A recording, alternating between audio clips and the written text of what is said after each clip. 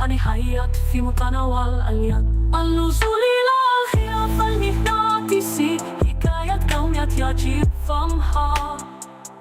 الإبر يبر الظواهر المنظرة حيث تلحم الأساطير. رحلة سماوية عبر العوالم البطولية أحلام مسلمة نكتسبها. رسم بياني عبر المجرات البعيدة في شيء كرميز يتمع قوافل لاستكشاف الدين تجبش بالروى. اشتعلت في أميران عبر الحدود العنصرية وانفتحت الأفاق تحت القمش الأسود. تدور الأقدار السماويات تنفجر بالفضاء العالمي وتدور القصص الخليقة. مغامر خيالي لا حدود لهم تتكشف الأحلام اللطميات. أوديس نجميات في الكون حتى تتمشى مغامرتي إيحاء مثلاحي مغامر الكون حتى تتشابك حكاياتنا الخديدة. Walker versemelde nieuws, terwijl ons krasie is op stuk. Die versemmeling van een kassiese verzuit op die kosmische waterval wat ons behoeft. Sterrenstelsels van verwondering wagen, hemelse escapade om te prijs. Galactische reizigers, eindeloze verhalen vereeuwigd transcendeerd. Wisselend doorgeverkeerde aura's, spanbonkieren stromen. Afscheid van die aardse sfeer, euforische verhalen herdefinieerd. Zweven die interne oneindigheid, sterfelijke lotgevallen wat ons zal vindt. Vervolging van verreizen, en die wordende sterren zoals vastgelegd. Begin met verrijkende dijk, waar ijsels ontvouw. Verduisterings van goddelijke lot, waar coronale reis postvat. Ontelbare inzichten treden, waar die onbeperkte verhalen verteld wordt. Verkent 11 dimensies, waar donker geheimen ontvouw. 11 van de zitte dimensies, waar horizonnen uitbrei. Observering van bovenmuggen dossen, astrale reizen wat ons beveelt. Dimensionele verkennings, oneindige wijsheid bij de hand. Afdalen magnetosfeer, kosmische verhalen om te verstaan. Kruis dus geen verschijnsels, waar legendes inspireren. Hemelse reizen door heldhaftige rijken. Donker dromen wat ons verkrijgt, katter.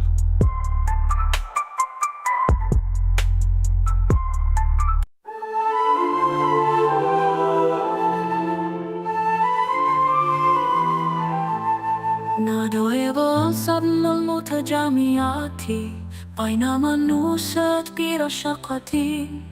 يومي الحكمة الأكاشية في الشلال الكوني الذي نهدره. بجرة الرجاء تنتظرك مغامرة سماوية تستحق الثناء. مسافر المجرة حيث تتجاوز الحكاية التي لا نهاية لها إلى الأبد. تتقلب من خلال الحالة الثابتة وتتدفق تيار جميلة. وداعيا للكرة الأرضية يد الطير في القصص المبية. نطفو في حتى نهاية الداخلية. سنجيب مساعي بشرية نكمل الرحلة البعيدة. في النجوم الحيجة نحن قادسنا الشروع في مهمة كسيحة حتى تكشف الألغاز. كسوفة المسير الإلهي حتى ترسخ الرحلة الإكليليات.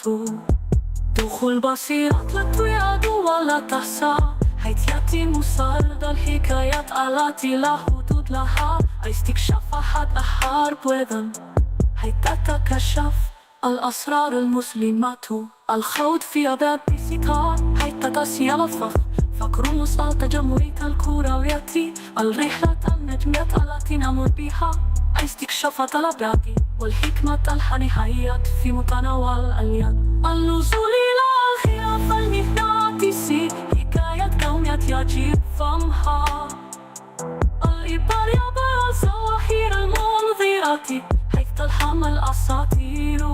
رحلة سماوية عبر العوالم البطولية أحلام مسلمة نكتسبها. رسم بياني عبر المجرات البعيدة في شيء كرميز يتمع قوافل لاستكشاف الدين تجبش بالروى. اشتعلت في أميران عبر الحدود العنصرية وانفتحت الأفاق تحت القمش الأسود. تدور الأقدار السماويات تنفجر بالفضاء العالمي وتدور القصص الخليقة. مغامر خيالي لا حدود لهم تتكشف الأحلام اللطمية. أوديس نجميات في الكون حتى تتمشى مغامرتي إيحاء مثلاحي مغامر الكون حتى تتشابك حكاياتنا الخديدة.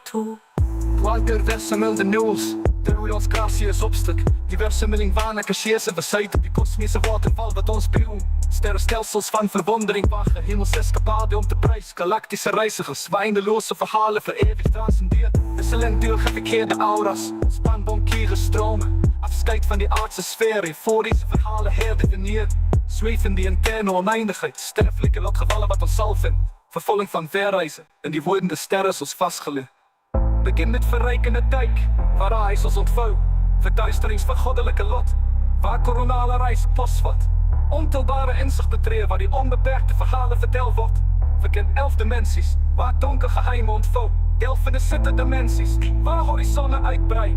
Ontzivering van bovenmuggen dossen, astrale reizen wat ons beveelt. Dimensionele verkennings, oneindige wijsheid bij de hand. Afdalen magnetosfeer, kosmische verhalen om te verstaan. Kruis dus geen verschijnsels, waar legendes inspireren. Hemelse reizen door heldhaftige rijken. Donker dromen wat ons verkrijgt, katter.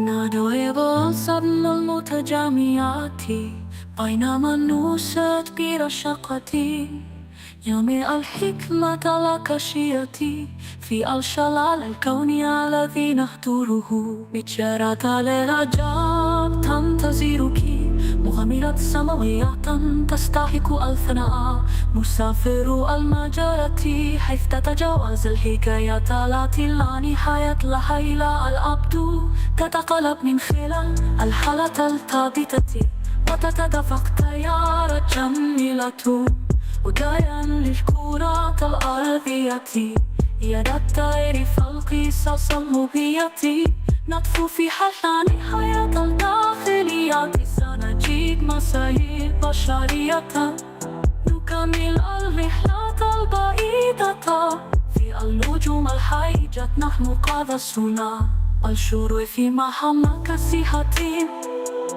حتى تتكشف الأخازي كسوفة المسير الإلهي حتى ترسخ الرحلة الإكليليات دخول بصيرة لا تعاد ولا تحصى حيث يتم سرد الحكايات التي لا حدود لها استكشاف أحد الحرب وذن حتى تتكشف الأسرار المسلمات الخوض في أبواب ستار حتى تسيل الفخر فكر مسألة تجمعية الكروية الرحلة النجمية التي نمر بها استكشاف الأبعاد والحكمة الحنيهية في متناول اليد النزول إلى الخلاف المغناطيسي حكاية كونية يجب فهمها الإبار يبرى الظواهر المنذرة حيث تلهم الأساطير رحلة سماوية عبر العوالم البطولية أحلام مسلمة نكتسبها رسم بياني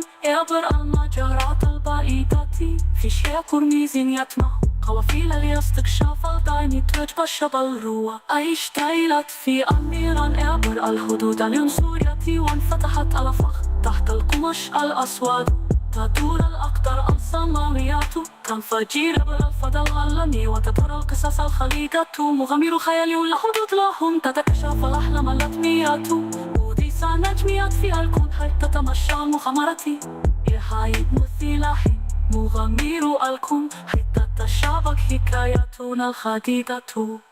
Walter versamel de nieuws, terwijl ons krasie is op stuk. Die versammeling van cacheers en verzeiten, die kosmische waterval wat ons behoeft. Sterrenstelsels van verwondering, wagen hemelsescapade om te prijs. Galactische reizigers, eindeloze verhalen vereeuwigd transcendeerd. Wisselend doorgeverkeerde aura's, spanbonkieren stromen. Afscheid van die aardse sfeer, euforische verhalen herdefinieerd. Zweven die interne oneindigheid, sterfelijke lotgevallen wat ons zal vinden. Vervolging van verreizen, en die wordende sterren zoals vastgelegd. Begin met verrijkende dijk, waar reis ons ontvouw. Verduisterings van goddelijke lot, waar coronale reis postvat. Ontelbare inzicht betreden, waar die onbeperkte verhalen verteld wordt. Verkent 11 dimensies, waar donker geheimen ontvouw. 11 van de zitte dimensies, waar horizonnen uitbrei. Ontzivering van bovenmuggen dossen, astrale reizen wat ons beveelt.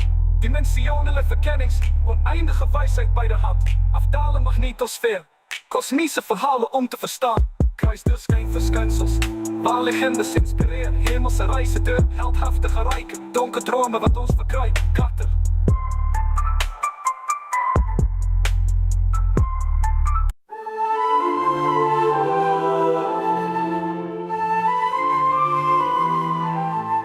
ندعو الصدم المتجمعات بينما نوشت برشقتي يومي الحكمة الأكاشية في الشلال الكوني الذي نهدره بجارة للعجاب تنتظرك مغامرة سماوية تستحق الثناء مسافر المجرة حيث تتجاوز الحكاية التي لا نهاية لها إلى الأبد تتقلب من خلال الحالة الثابتة وتتدفق تيار جميلة وداعيا للكرة الأرضية يد الطير في القصص المبية نطفو في حل نهاية الداخلية سنجيب مسايل بشرية نكمل الرحلة البعيدة في النجوم الحيجة نحن قاذسنا الشروع في مهمة كسيحة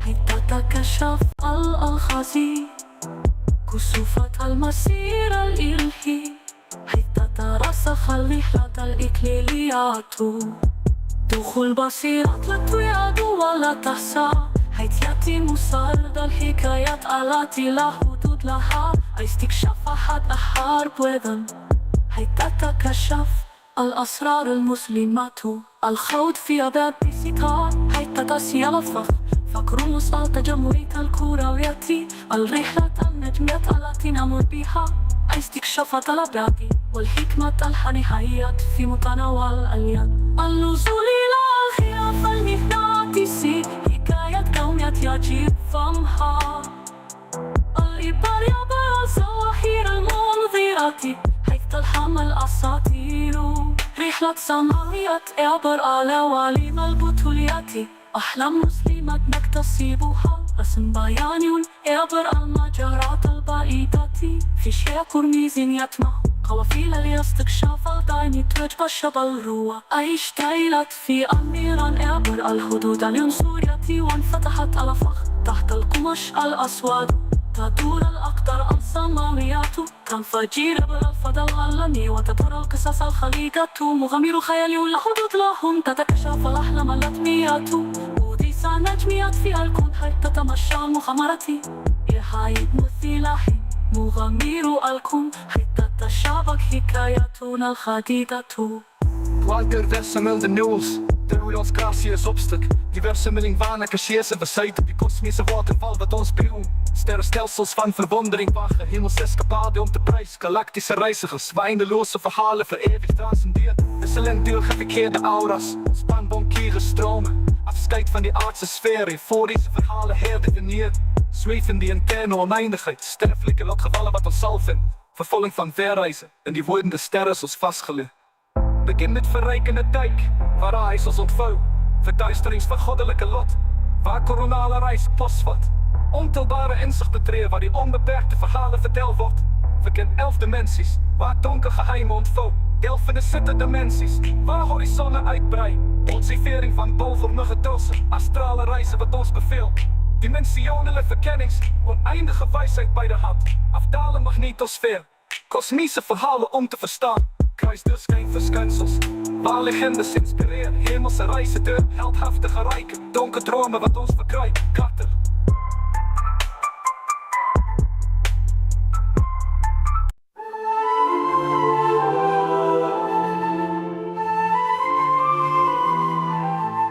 ندعو الصدم المتجمعات بينما نوشت برشقتي يومي الحكمة الأكاشية في الشلال الكوني الذي نهدره بجارة للعجاب تنتظرك مغامرة سماوية تستحق الثناء، مسافر المجرة حيث تتجاوز الحكايات التي لا نهاية لها إلى الأبد، تتقلب من خلال الحالة الثابتة وتتدفق تيار جميلة وداعيا للكرة الأرضية، يد الطير في القصص المبية، نطفو في حل نهاية الداخليات، سنجيد مسايل بشرية، نكمل الرحلة البعيدة في النجوم الحيجة، نحن قادسنا الشروق في مهمة كاسحة، حتى تكشف الأخازي كسوفة المسير الإلهي، حتى ترسخ الرحلة الإكليليات، دخول بصيرة لا تعاد ولا تحصى، حيث يتم سرد الحكايات التي لا حدود لها، استكشاف أحد الحرب وذن، حتى تكشف الأسرار المسلمات، الخوض في أبعاد ستار، حتى تسيل فكر وسط جمهورية الكروية، الرحلة النجمية التي نمر بها، استكشاف الأبعاد والحكمة الحنيهية في متناول اليد، النزول إلى الخلاف المغناطيسي، حكاية كونية يجب فهمها، الإبر يبر الظواهر المنذرة، حيث تلهم الأساطير، رحلة سماوية عبر العوالم البطولية، أحلام مسلمة نكتسبها، رسم بياني عبر المجرات البعيدة، في شيء كرميز يتمه قوافل الاستكشاف الدائم تجبش بالروى، اشتعلت في أميران عبر الحدود العنصرية، وانفتحت الأفق تحت القمش الأسود، تدور الأقدار السماويات، تنفجر عبر الفضاء العالمي، وتدور القصص الخليقة، مغامر خيال لا حدود لهم، تتكشف الأحلام اللطمية، وديس نجميات في الكون حتى تتمشى مغامرتي، إلهي مثيلة مغامر الكون حتى تشابك حكاياتنا الخديدة. Walker versumel de nieuws, de roeions gratie is op stuk. Die versumeling van een kassiese verzuiten, die kosmische waterval wat ons behoeft. Sterrenstelsels van verwondering wagen, hemelse escapade om te prijs. Galactische reizigers, eindeloze verhalen vereeuwigd transcendeerd. Wisselend doorgeverkeerde aura's, spanbonkieren stromen. Afscheid van die aardse sfeer, euforische verhalen herdefinieerd. Zweven die interne oneindigheid, sterfelijke lotgevallen wat ons zal vindt. Vervolging van verreizen, en die wordende sterren zoals vastgelegd. Begin met verrijkende dijk, waar ijsels ontvouw. Verduisterings van goddelijke lot, waar coronale reis postvat. Ontelbare inzichten treden, waar die onbeperkte verhalen verteld wordt. Verkent 11 dimensies, waar donker geheimen ontvouw. Delf in de zitte dimensies, waar horizonnen uitbrei. Observering van bovenmuggen dossen, astrale reizen wat ons beveelt. Dimensionele verkennings, oneindige wijsheid bij de hand. Afdalen magnetosfeer, kosmische verhalen om te verstaan. Kruis dus geen verschijnsels, waar legendes inspireren. Hemelse reizen door heldhaftige rijken, donker dromen wat ons verkrijgt. Kater.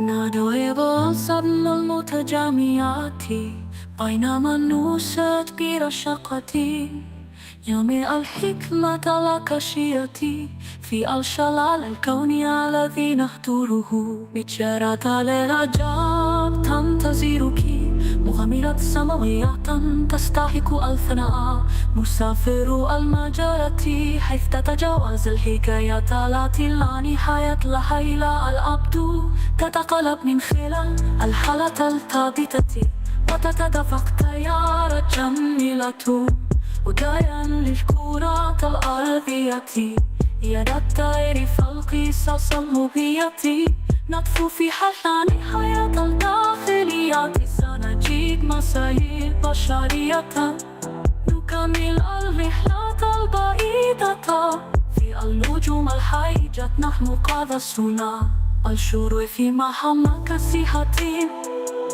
حتى تكشف الأخازي كسوفة المسير الإلهي حتى ترسخ الرحلة الإكليليات دخول بصيرة لا تعاد ولا تحصى هيتياتي مسرد الحكايات التي لا حدود لها استكشاف أحد أحارب وذن هيتتكشف الأسرار المسلمات الخوض في أباب ستار هيتتسي الفخ فكر مسأل تجمعية الكروية الرحلة النجمية التي نمر بها استكشاف الأبعاد والحكمة الحنيهية في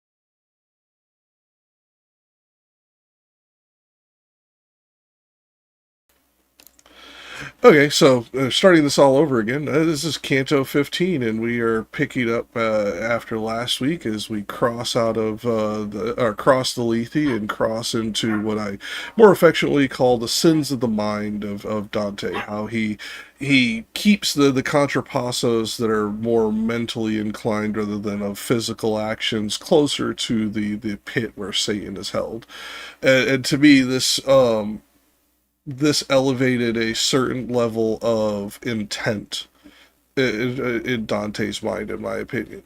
These people all 100% intended to do their actions, and hence why they are in the deepest pits of punishment closest to Satan.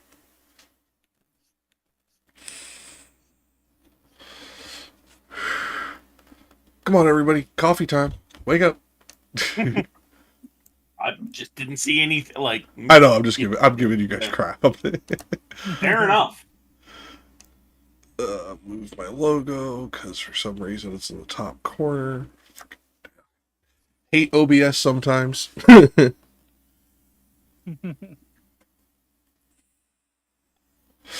Okay, so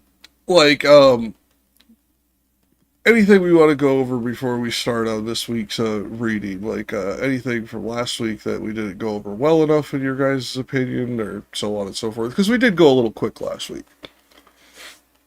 Yeah, but I feel like the actual content of Canto 14 just wasn't particularly moving as some of the others have been. I mean, I can understand that. I'm just making sure we're not skipping anything before we go on. And giving our friend Lethe time to wake his Californian ass up and show up if he's going to show up this week. Oh, he's not going to show up. No, he said he'd try because we had just crossed the Lethe. I was like, if you're going to show up, this is the week to make it your first. Come on, man. Wait, but then maybe he forgot. Yeah. Eh. I mean, I wanted to give him a couple more minutes while we're doing some of the recap. But well, go ahead. What I was going to say is I still think that the reason why those that blaspheme are in their own contrapasso is because blaspheming is usually something that's outspoken. So you use your own breath to create the blaspheme that you make. So therefore, you stoke the forge with your own breath, and because you continue to blaspheme, you continue to stoke the forge, which is only burning you. No, Yeah. I actually agree with you with a minor change because, again, it's about the intent. In the 14th century, at least according to the church, you could not blaspheme on accident. There had to be an intent behind it. It wasn't you ran into a wall and said something, blue collar, and suddenly you're blaspheming. It was, you had to have intent to blaspheme. So like now, is this how it was enacted by the lords and all that crap? No, but according to the church, you actually had to have intent. And that I think Dante is pointing to is that it's the intentional blaspheming that stokes your contrapasso. Well, intent is in the eye of the power holder. Let's put it that way. When we are looking at a point of history, yes. Go on, Rich. You can imagine a few loopholes that might come from that, right? I mean, As long as I stay ignorant, then I can't be guilty of blaspheming. Well, no, it's the intent to blaspheme. So, for example, Right. you could be ignorant of, quote unquote, like the finer details of God. But if you were to actually curse God for your lot in life, things like this, if you were to say God is evil, whether you knew it was blasphemy or not is immaterial to whether or not it is blasphemy. Ignorance of breaking the rule does not change the intent of breaking the rule. There's also the fact that willful ignorance is still an intent, even if you are remaining ignorant of the rule.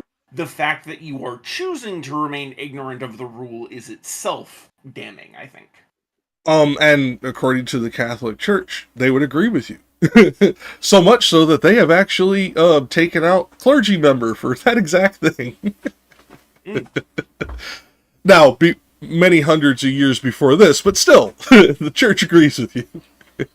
Yeah. Intentional ignorance is not ignorance that is forgivable. And if I remember correctly, and I could be... Puppy, stop licking my foot. If I remember correctly, it was Ambrose. It was Ambrose that kind of set this edict and practice within the hierarchy of the church, that intentional ignorance of the scripture does not mean you are beheld to the scripture. Because during Ambrose's time, there were several nobles who attempted to use ignorance of the scripture and to be a defense against their actions when being tried for heresy. Yeah, it feels very like one of those things where if you're intending to use it as a loophole, that is the exact reason why you can no longer use it as a loophole. Yeah, and I mean... Rich, am I right? Was that Ambrose? Catholics know all that, but we joke about it anyway. Well, I mean, that's the point. Joking about it's the fun part. But am I right that it was Ambrose? Because I don't want to say something incorrect. Pretty sure it was Ambrose. Let me check. Rich, are you remembering while I'm looking? No, it sounds like an Ambrose-y thing to say, but... Ambrosian? Ambrosia. yeah, I'd have to look deeper because according to the quick search I just did, it could be attributed to Ambrose or Aquinas. I'll dig deeper later, but close enough. Cursory search. Aquinas got most of his stuff from Ambrose anyway. Never thought about it, but probably. Oh no, wait, no. Augustine got most of his stuff from Ambrose. Yeah, I mean.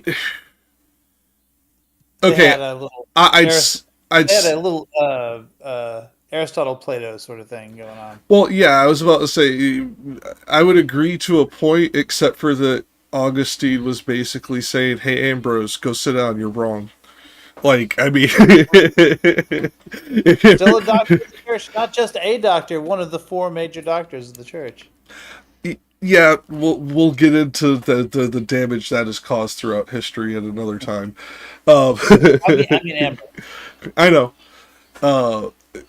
because for a brief synopsis of my reasoning, it is a lot of these great man theoried doctors of the church that have caused much of the church's darker times in history, and trying to appeal to these long dead people that they barely understood as they were trying to read them. Although I'd say we understand a little more now. But...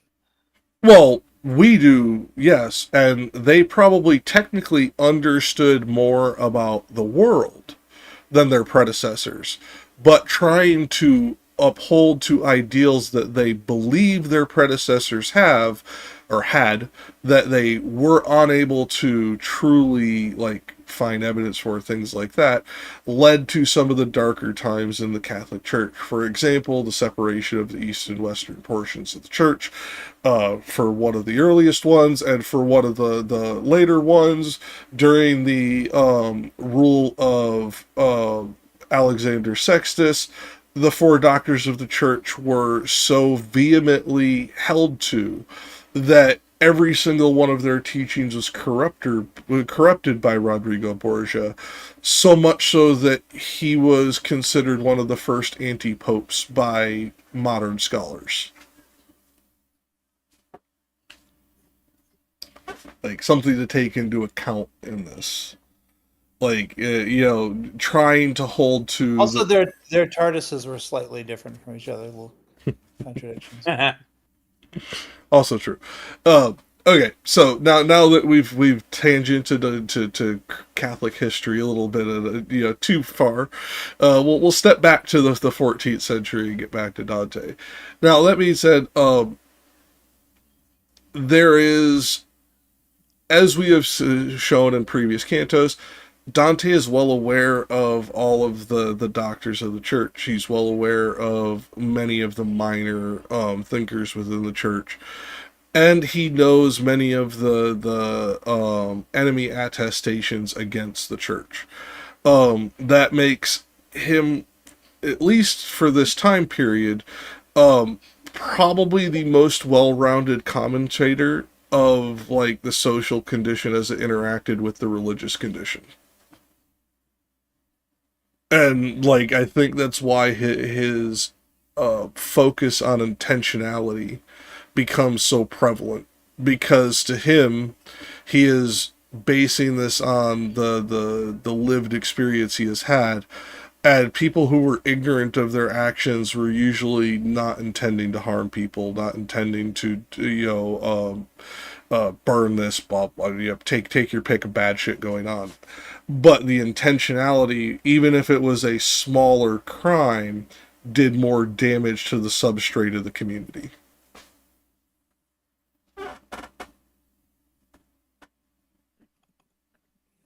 Come on, man, get your Wheaties in you. Oh, I was waiting for the text. Wait, was that inspired by something in the text? The previous 14 cantos. Oh, Oh. we're still doing catch up. Okay, yeah. Yeah, like, we haven't passed out of Inferno yet. And I think once we pass from Inferno into Purgatorio, then we start getting into his juxtaposition between his lived experience and his idealized experience. And we're not even, well, depending on how you look at it, we're not even halfway through the Inferno. We're halfway geographically. Even then, I'm not certain, because different circles are different sizes. We're almost halfway literarily. We're more than halfway literarily, because we just crossed into the 7th circle.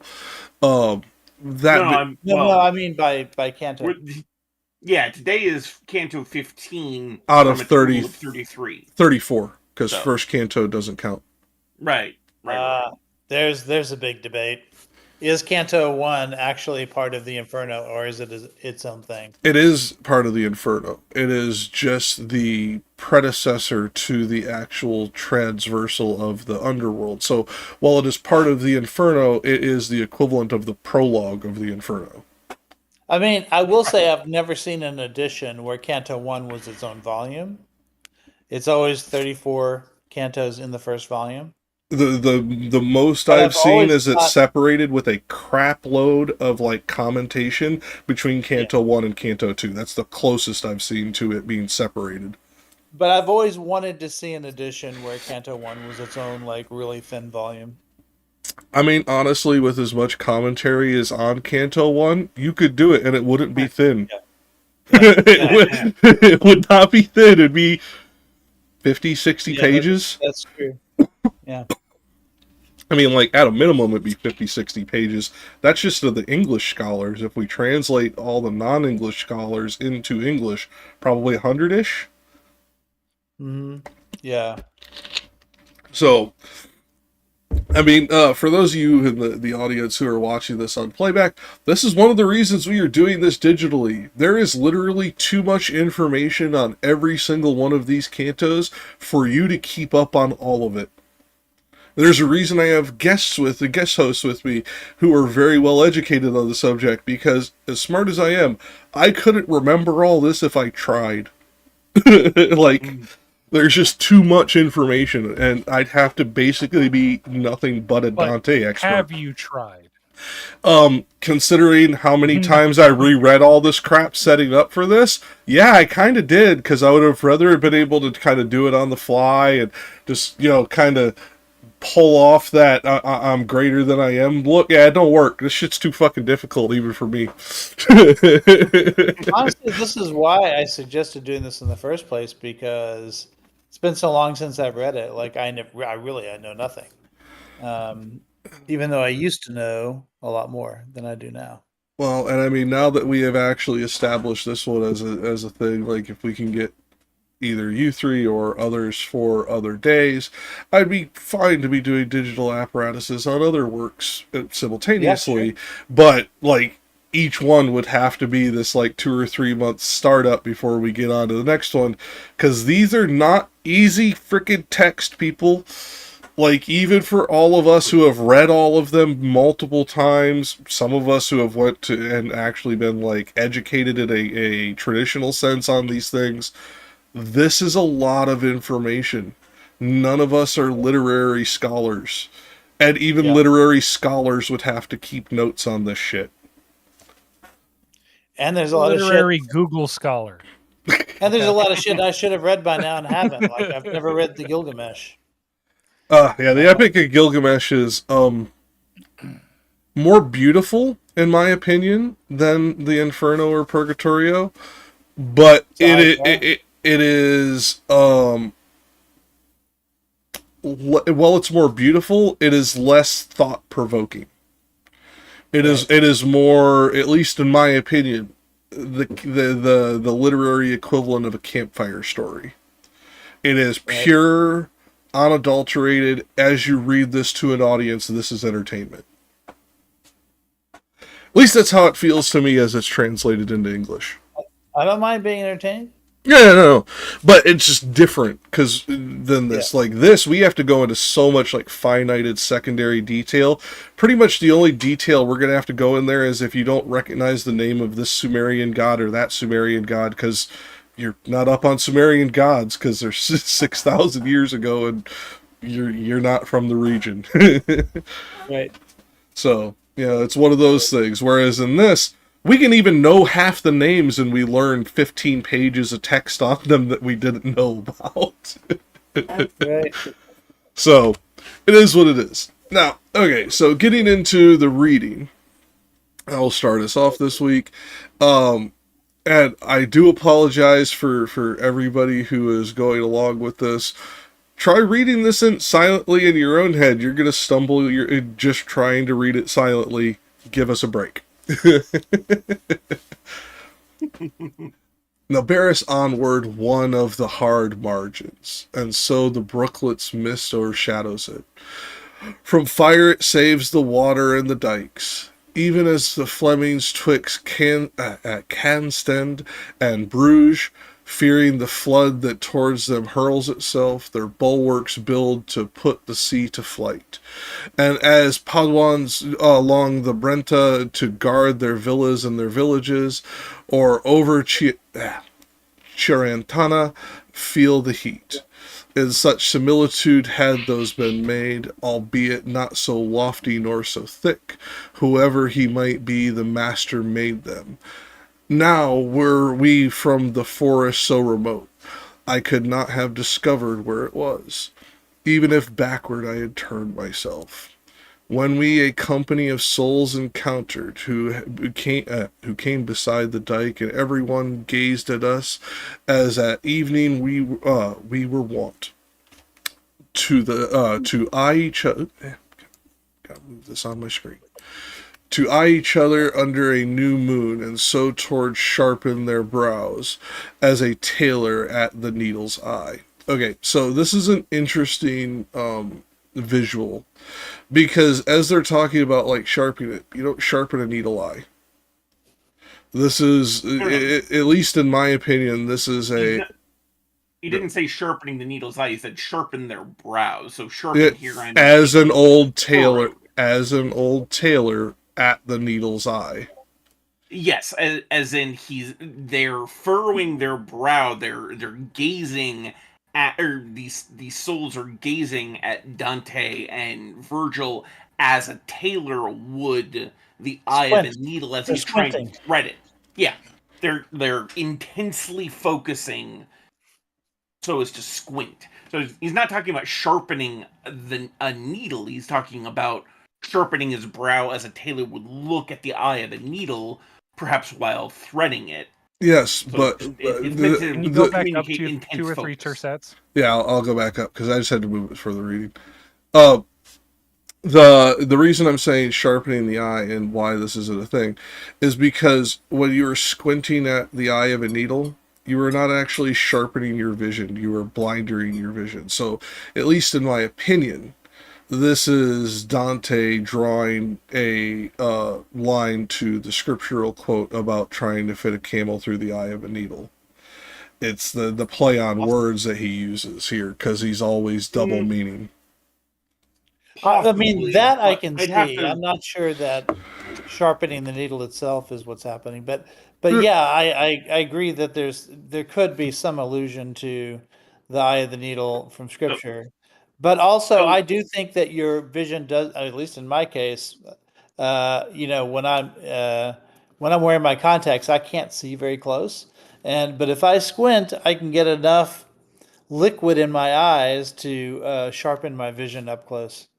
So it's actually not necessarily the liquid in your eyes. It's about the distribution of angles of light rays.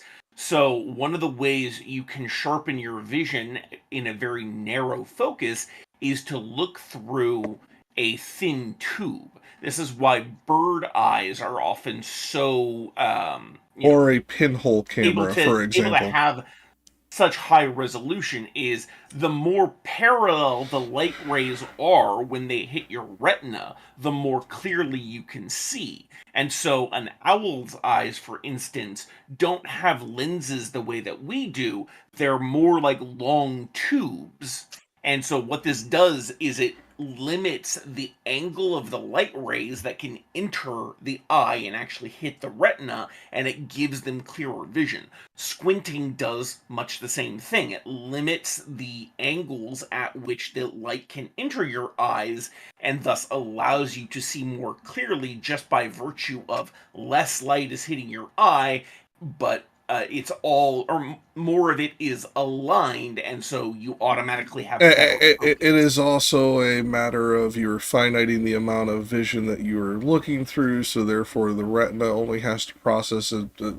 There's a lot more to this, but the reason Dante would not have known any of this secondary science portion of it, because we didn't actually discover the inner workings of the eye on the scale till the 1500s. That being said, uh, the reason Well, I But he was knows making that is when that- you squint, you can see better sometimes. That's Yeah. the point I'm making. yes, but my point is, I think the reason the word sharpened in this point is drawing to that particular part of scripture is because to thread an eye, you wet string, you would try to finite your vision, not sharpen your vision. Because an old tailor, it's one of the things that is specified in the tercet, you were dealing with an elderly person at a time period before bifocals. Like Yeah. this is it's the juxtaposition between this, and at least in my opinion, based on the contextual clues around it, it draws to that scripture because of the fact that the rich people are blind to the fact that they can no longer get into heaven through their own actions. It's the same kind of blindness No, that he's I trying. think that's totally Yeah. valid. Yeah. I mean, again, Yeah. it's context clue specific. We will never truly know because Dante's fucking dead. But Get the author, we get to interpret. well, I mean, death of the I'm author just- only goes so far because, like, there's certain levels that we have to admit this is us adding to it, and others where we're saying, "Oh, we're revealing something Dante intended." So they're like, Right. got to be and careful. Sometimes will never be quite sure, Mhm. right? But it's valid anyway. Although I Despy, can tell I you thought I from heard the- I thought I heard your voice kick in there for a second. Yeah, I was just gonna say that I was looking up in the third tercet, and I saw like and the Padawans along the Brenta. I know that the Brenta is a river, and I know that the Padua is a city in Italy. I'm wondering if they're making a reference to Anthony of Padua. I don't know, and I'd have to look to find out, but could be. Because he was canonized before Dante's time, like about a century before Dante. I mean, it could be. I just don't know. And at least in Longfellow's commentary, it's not there. He comments on the city, not Andre, but I mean, it could be. It's got secondary. It's got secondary context clues with the bulwarks build up to fight the sea. So yeah, I mean, it could be. I mean, because like, what is it? Anthony was like caught up in a hurricane. So I mean, and help saved his city. And help saved his city. That's what I mean. Like, could be with the context clues. I'm just not 100% certain without digging into it. Yeah, it just struck me as strange. Like why is this here? It doesn't seem like it's necessary. Unless he's trying to describe, this is just me building off of what you just said. If such is true, it could be he's trying to essentially draw the equivalent of like a extrapolative example. So like, I came to a wall that was so great it made the Great Wall of China look blah, kind of thing. Like it could be comparison of the dikes because of the ones that were built to withstand that storm being so stout, so to speak. I'm just wondering if they're talking about Padawans as in or Padawans or Padawans. Padwans, like it depends on like pronunciation. There's like 5 different ones when I looked it up. Are they talking about not a religious order, but like people that were Of the city. Followers of Saint Anthony, or if they were like the actual like residents of Padua? It could be. As I'm kind of fleshing this out in my mind because like I hadn't thought about this before, I would venture a guess that it's the city inhabitants, since it's talking about specifically along the Brenta, and while he did help, reinforce the dikes and save people and all that stuff, his cathedral was not on the river. So I have the sneaky suspicion this is talking about the people rather than the person or the space. Okay, I'm totally pulling this out of my ass, but St. Anthony also was a student or like a spiritual inheritor of St. Francis of Assisi, you might say. He was his Padawan. Okay. No, what he's actually talking about is the fact We that were all waiting for a the Padawan joke, okay? Yeah. yeah. Yeah. I just What he's provided actually it. talking about here is the fact that the village of Padua was built on the river Brenta in order to fight the heat. So he's using comparisons here between real world locations. So he's mentioning Padua along the Brenta to guard their villas and villages against the heat. The Flemings between Cadzand and Bruges, fearing the flood towards them hurls itself, and their bulwarks put the sea to flight. So he's talking about places that have used water or walls or shade, things like this, to protect themselves from the heat. This is what he's comparing it to. Like the River of Fire in episode 3.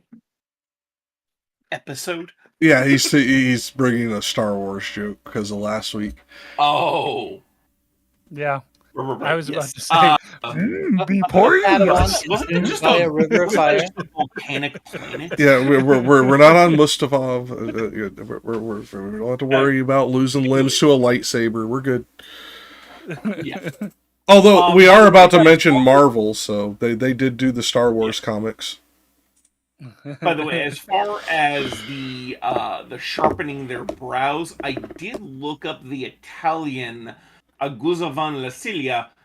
Literally means sharpening the eyes. I understand that, but even in the 1400s, we understood enough about vision that this was not a sharpening of vision; it was a blinding of vision, meaning to blinder, like we do horses, and that is to allow for a greater set of focus as opposed to a actual sharper resolution. Well, I mean, you're distinguishing between increasing resolution and increasing focus, and I think in this case, to sharpen, like if we take it from the most literal sense, to sharpen a blade means to remove material from it so that you can achieve a finer point. And so by squinting your eyes, you are removing light entering the eyes in order to achieve a finer perspective of what it is you're looking at. And especially when he gives the example of a tailor squinting at the eye of his needle to achieve a better focus on that object. No, and I understand that that's the problem. I think everyone's focusing too much on modern writers who say one thing and one thing only with the way they write. There is a reason he chose this particular phrase when the more common way of phrasing it would be to blinder your focus, which is much more common in Latin and Italian at this point because of the concept of blindering horses has been over 1,000 years in practice by this point. Yep. So Yeah. like this is one of these things where, yes, technically true, and especially by modern interpretations of the English word, but you're talking about a time period where we didn't understand how to make steel was by adding carbon to iron. We still had myths that it was created by the urine of a redheaded boy and crap. Like, I mean, we literally had blacksmiths quenching their steel in urine because of a myth, not realizing it was the coal in their forge that was giving the carbon. Oh, to be fair, the uric acid also probably would have had something to do with But that. it came from a Roman myth about quenching a blade in the urine of a red-headed slave boy making steel out of iron. It literally came from a myth why they quenched it in urine. The point that I'm trying to make here is that even from a 14th century perspective, the simple example of an old tailor squinting his eyes to get a better look at a needle, you don't need to understand the science of vision behind all that. You just need to understand the basic experience, which is easy to comprehend for just about anyone, even in this time period. Well, which is why I'm as a bringing up comparison. which is why I'm bringing up the juxtaposition of the way he words it in this time period being slightly different than the way the average person would word it, because he is trying to draw multiple meaning. That's my point. Fair enough. I won't claim to know how contemporaries would have. Well, I just go by would have frequency worded of this use. particular phenomenon. I just go by frequency of use because obviously we can only go based on text that survived this long, so on and so forth. There's a lot of filtering that went through before we ever even started asking this question, and we don't know what we lost along the way. That being said, frequency of use, blinding would have been used to cause a finiting of focus, because it is not a resolution of focus like we view the word. It was finiting of focus by removing externalities. That's fair, but that's also kind of what I was describing Mm-hmm. earlier on. Like it's. I was just describing the physical process by which it occurs, but I'm I aware. think- Yeah, I'm not saying you're wrong. I'm trying to pull in that we're drawing a lot of 21st century knowledge into this. Certain points I am going to restrict myself to the way they thought in the 14th century, because they could not even have dreamed of knowing this, because they would not have had the foundational knowledge to build some of the things you and I are going to build into this. Because honestly, we had greater knowledge than most of these people in the 14th century by the time we got to the 7th grade fucking science class. Just to be fair. Fair enough. That's just the reality of it. So we have a more granular understanding of things, and we will draw connections that the average 14th century educated aristocrat would not have been capable of drawing. So that's why I try to go on frequency. Like when I go really far back, like when we last week we brought up Beowulf and how it's in Old English and Middle English, and how it translates through. The way that we can get the meaning of some of these things, despite the fact of it being extremely cumbersome, clunky to our understanding of the language, is through contemporary use of certain phrases that were either used by people inspired by reading said story, or perhaps were the inspiration of said story, and the way that they use these phrases in context. Because we have lost the equivalent of the Rosetta Stone to this version of English, because of multiple library burnings in England during the Second and First World Wars, a couple of places in Italy that were hit during Second World War, etc. We have lost some of this information and the ability to translate it effectively. But there's also a not at all modern understanding, like a proven ancient understanding when it comes to this relationship to the eye, right? And it makes me think of the plank and the speck, right? What makes the plank a plank isn't that it's literally a plank in your eye. It's that from the perspective of your eye, the thing that's in your eye is about the same size as a plank that you would see at a distance. Or the splinter in the eye of somebody at a distance, yeah. Right. When you're looking at somebody else, it's a splinter, right? But if it's in your eye, it's a plank, because it's perspective. Well, and we also, again, to bring back the 14th century perspective, as Rich is bringing us back to, at this particular time period, quite literally, in the science books, windows were the eyes to the soul. This is actually one of the ways they would punish heretical priests, is by blinding them. Yeah. That was actually taught as a scientific fact during this time period. You got to take that into account when we think about this, and I thank you for bringing us back to that time period, Rich, because it is part of why I think this is a juxtaposition between our concept of the function of the eye and the scripture, is because of the way that he uses it. It is a essentially bookend to the previous tercets to create the secondary meaning, at least in the way that this reads to me. and the secondary context of it being under a new moon and several other things. Like, no tailor would try to be a tailor in pitch black. Like, that's not, you don't do that. Like, you would not be trying to sew a suit in the dark with no moonlight, no starlight, no nothing. Like, he's drawing too many pros to it to make me believe that this is a singular meaning usage. That being said, who would like to pick up on line 22?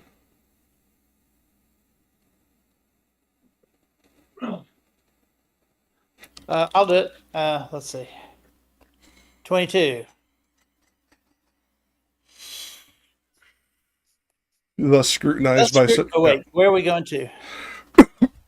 I have the next break set at 45. Okay. This scrutinized by such a family, by someone I was recognized who seized my garment's hem and cried out, "What a marvel!" And I, when he stretched forth his arm to me, on his baked aspect fastened so mine eyes, that the scorched countenance prevented not his recognition by my intellect. And bowing down my face unto his own, I made reply, "Are you here, Sir Brunetto?" And he, "May not displease me, O my son, if a brief space with thee, Brunetto Latini, backward return, and let the trail go on." I said to him, "With all my power, I ask it, and if you wish me to sit down with you, I will, if he pleases, for I go with him." "O son," he said, whoever this herd a moment stops, lies with 100 years, nor fans himself with when smiteth him the fire. Therefore go on. I at the skirts will come, and afterward I rejoined my band, which goes lamenting to its eternal doom. I did not dare go down the road, level to walk with him, but my head bowed, I held as one who goes reverently. Yeah, we'll stop at 48 instead. That works. Okay, so going back to Brunetto, I am less familiar with this historical character personally. Most of the commentaries don't mention him, which, at least to my reading of these commentaries, mean I'm a fucking idiot for not knowing who this is, because they didn't feel the need to mention who it was. So they figured it would just be like common knowledge to those reading this. So if anybody else could expand on that, that would be great. The point I'd like to bring up though is, he says that the countenance did not make it to pass his intellect, yet somehow he still had to ask whether or not it was him, and that seemed like a weird thing to say. Oh, I recognize him, but then I had to ask, "Is this you?" It just seems weird to me. Like, I don't understand why he did that.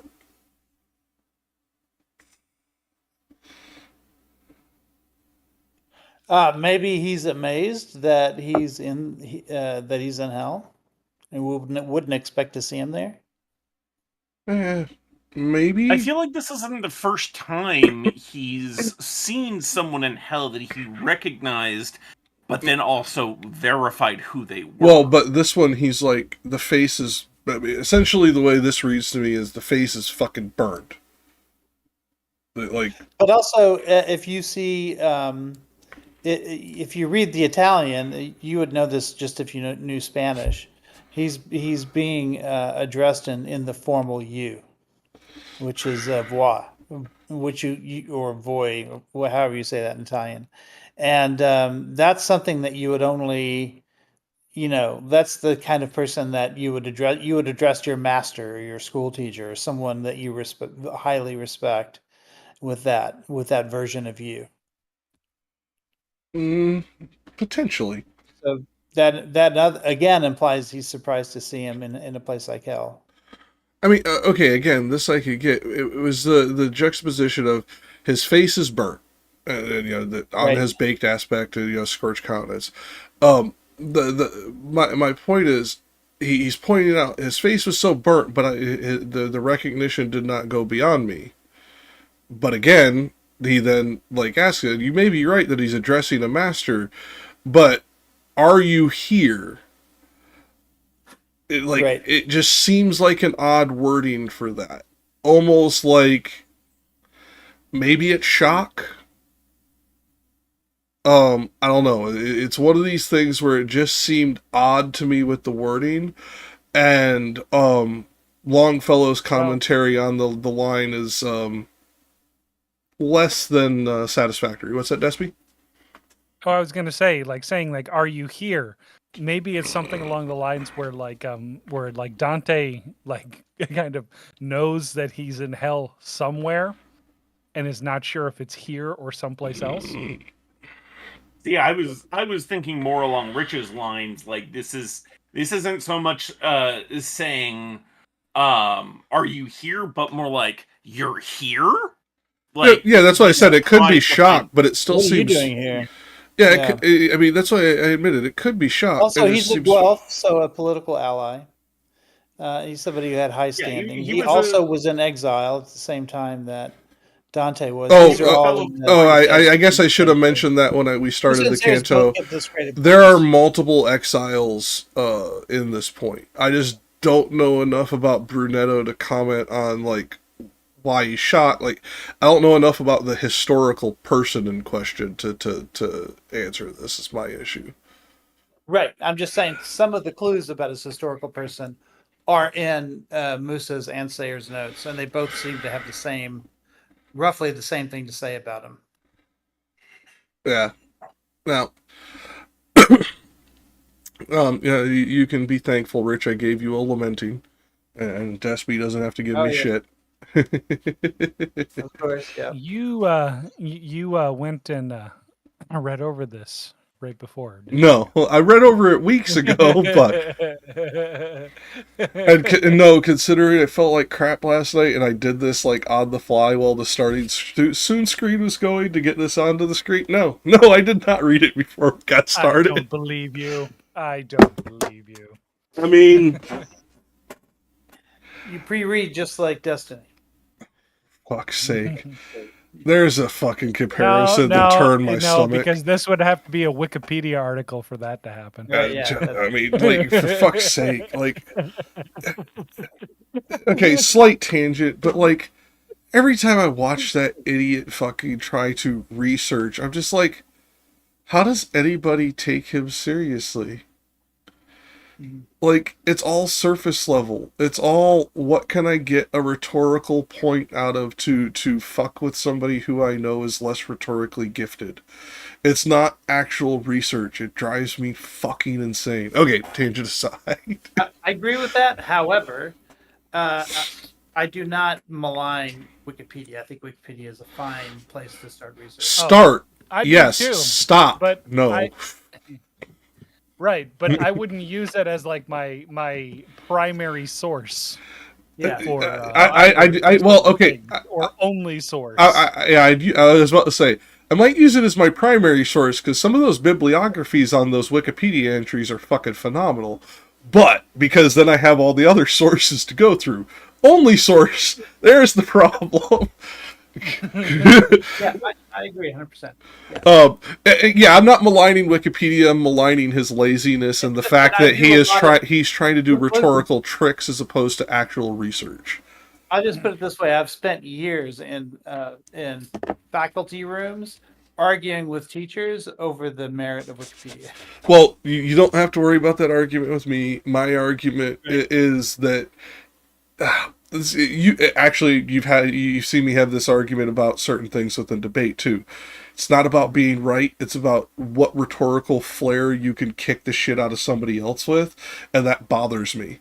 Because, like, if I say something, I want to be right about it. I don't want to just sound smart. I don't just want somebody to believe me because I'm convincing. I want to be fucking right. My main thing is that it's not that I don't think like Wikipedia is a bad source or whatnot.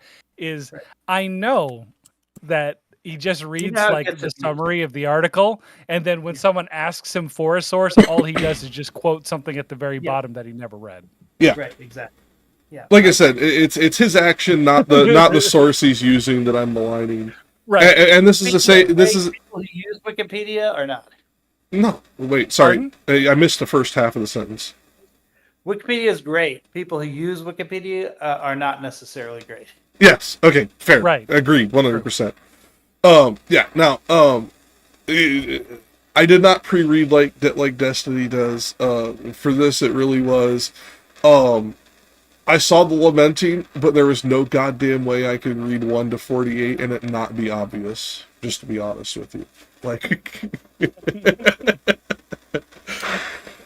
couldn't pull that one off and it worked.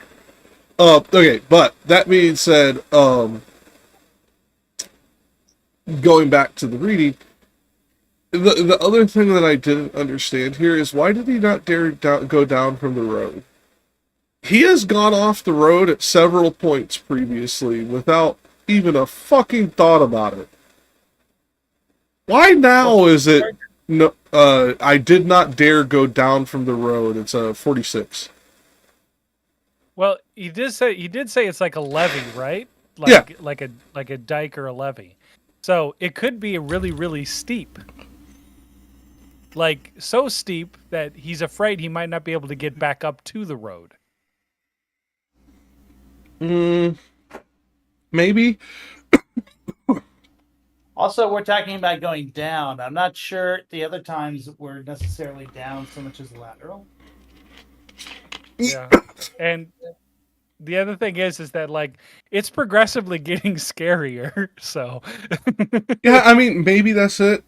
It's just the way this reads to me. I dare not go down from the road level to walk with him, but my head bowed. So he's leaning down as this person's walking near him. Like, to me, this is the equivalent of like the lifeguard walking next to somebody in the shallow end of the pool. Like, if that gives you the right visualization of what I'm seeing here in my head. So it's like, it's I did not dare to go. He has not been reticent to go anywhere since the beasts. It seems important, but I don't understand why. Well, he is approaching another kind of beast. I mean, it could be, but we're not to him yet. Have a few more cantos before we get to that prick. Yeah, but we're in the final 3. We're in the bottom third. Yeah, we're starting to get the winds. We're starting to hear the flapping. Yeah. I don't know. It just seemed odd to me because it is. It seemed important enough, at least to me, that it stood out because he has not feared going anywhere since Virgil has come to his side. He's been afraid. Don't get me wrong. Like, fucking hell, of course he's been afraid. But he's not been afraid to go where he's going. Like, he's kind of been along for the ride.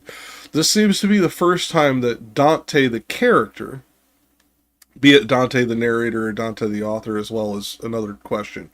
But Dante the character showed fear enough to modify a decision that he may have done otherwise. And like I said, we have not seen that since the 3 beasts on the island. And it could also be the person who's protecting him, right? Because I think Virgil's powers are less effective the further in we go. As we see by reaching the gate that even Virgil couldn't open. Like, we're starting to see Virgil now need assistance. Okay, I was going to quibble over wording there, but it's immaterial to the point, so it doesn't matter. Because to me, it's not Virgil's power, and Virgil does not wield any significant power in and of himself. He is wielding, at least according to the interpretation of Dante, the power of God. And that is unlimited. Right, but it's about what power God has granted Virgil. And there's some powers that God has not granted Virgil, like opening that gate. Despy. Well, I'll just say this, like I hiked the Grand Canyon, like top to bottom, like fucking masochist. On Hermit's Trail, which is like the endurance trail. Did you at least do it in winter? No. We did it in May. Jesus Christ, you are a fucking masochist. Go on. Anyway, we hiked all the way from the top to the bottom, and I will tell you right now, by the time I got to like the bottom third, I didn't want to do anything except for get to where I needed to go. Like, the level of exhaustion that I had just from walking as much as I did, seeing all the shit that I had seen on the way there, all the like the near death experiences on the way there, like the searing heat, like everything you could think of, like having to stop for a break and like quite literally like dump the sand out of your shoes, like all of these sort of things, like these little things that you don't necessarily think about when you're traversing like going down and whatnot. Like I can empathize with the feeling that I don't want to go and look because I'm tired as shit.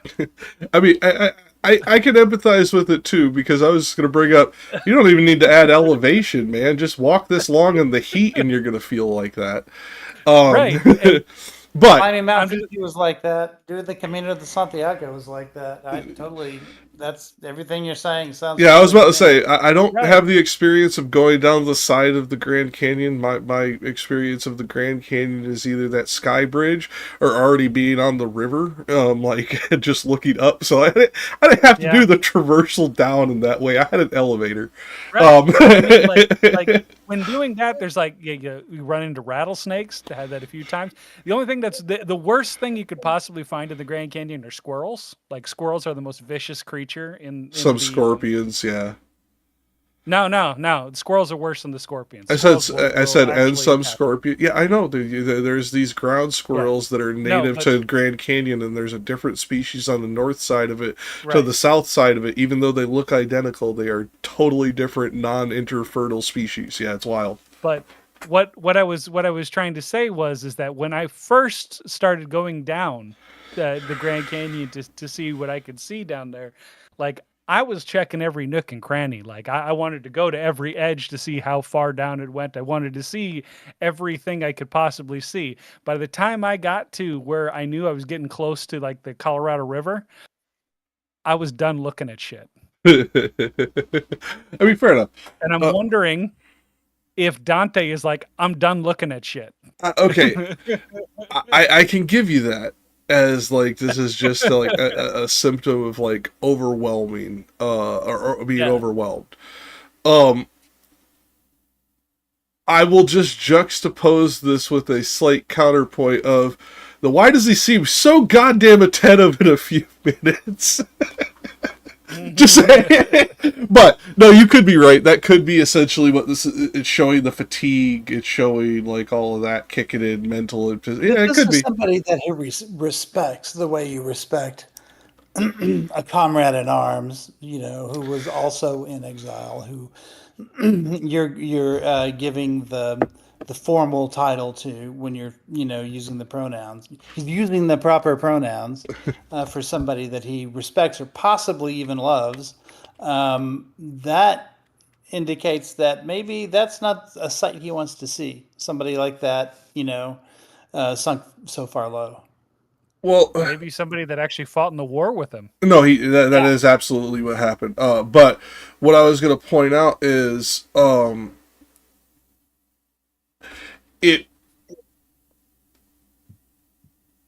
I knew that much about him. I don't know like beyond that, and that he was a teacher of Dante, like their connection. But my issue to Brunetto. Well, actually, so in Sayer's note, she notes that he was in fact not one of Dante's teachers, which is why it made it like so meaningful to her that he would address him in that way. Because she says, let's see, what does she say? She says, in Dante's early life, he was not a tutor or a schoolmaster, but a man holding public office in the state, till he was banished with the Guelphs. So I'm guessing his relatively high station, plus the fact that he was banished for the. I understand the confusion on her and partially your part. This comes from the difference between the word teacher and the word tutor in the 14th century. A tutor was a teacher of children. A teacher was a teacher of adults. Like Yeah, right. I think no. I think what you're saying agrees with Sayers, because I think what Sayers is implying here is he's a teacher in a metaphorical sense. Right, he's not a schoolmaster, and he's not a tutor, but he is somebody probably from whom Dante learned a great deal. Well, yeah. Again, a modern misunderstanding of teacher. Like, teachers in this time period mostly did not operate out of centralized like locations and schools. Like, to bring a modern context in that Rich won't understand, but that anybody younger watching would. This is the equivalent of like Jiraiya and Naruto. Like, your teacher and you could be walking down the fucking road. Like My kids make me watch some Naruto. It's the proverbial master and student from East Asia. Let's just put it that way. I mean, East Asia or just Asia Minor, because this is very prevalent in Asia Minor as well. So like, Right. Like, I mean, we don't even have to go, yeah, but you're right, No, 100%.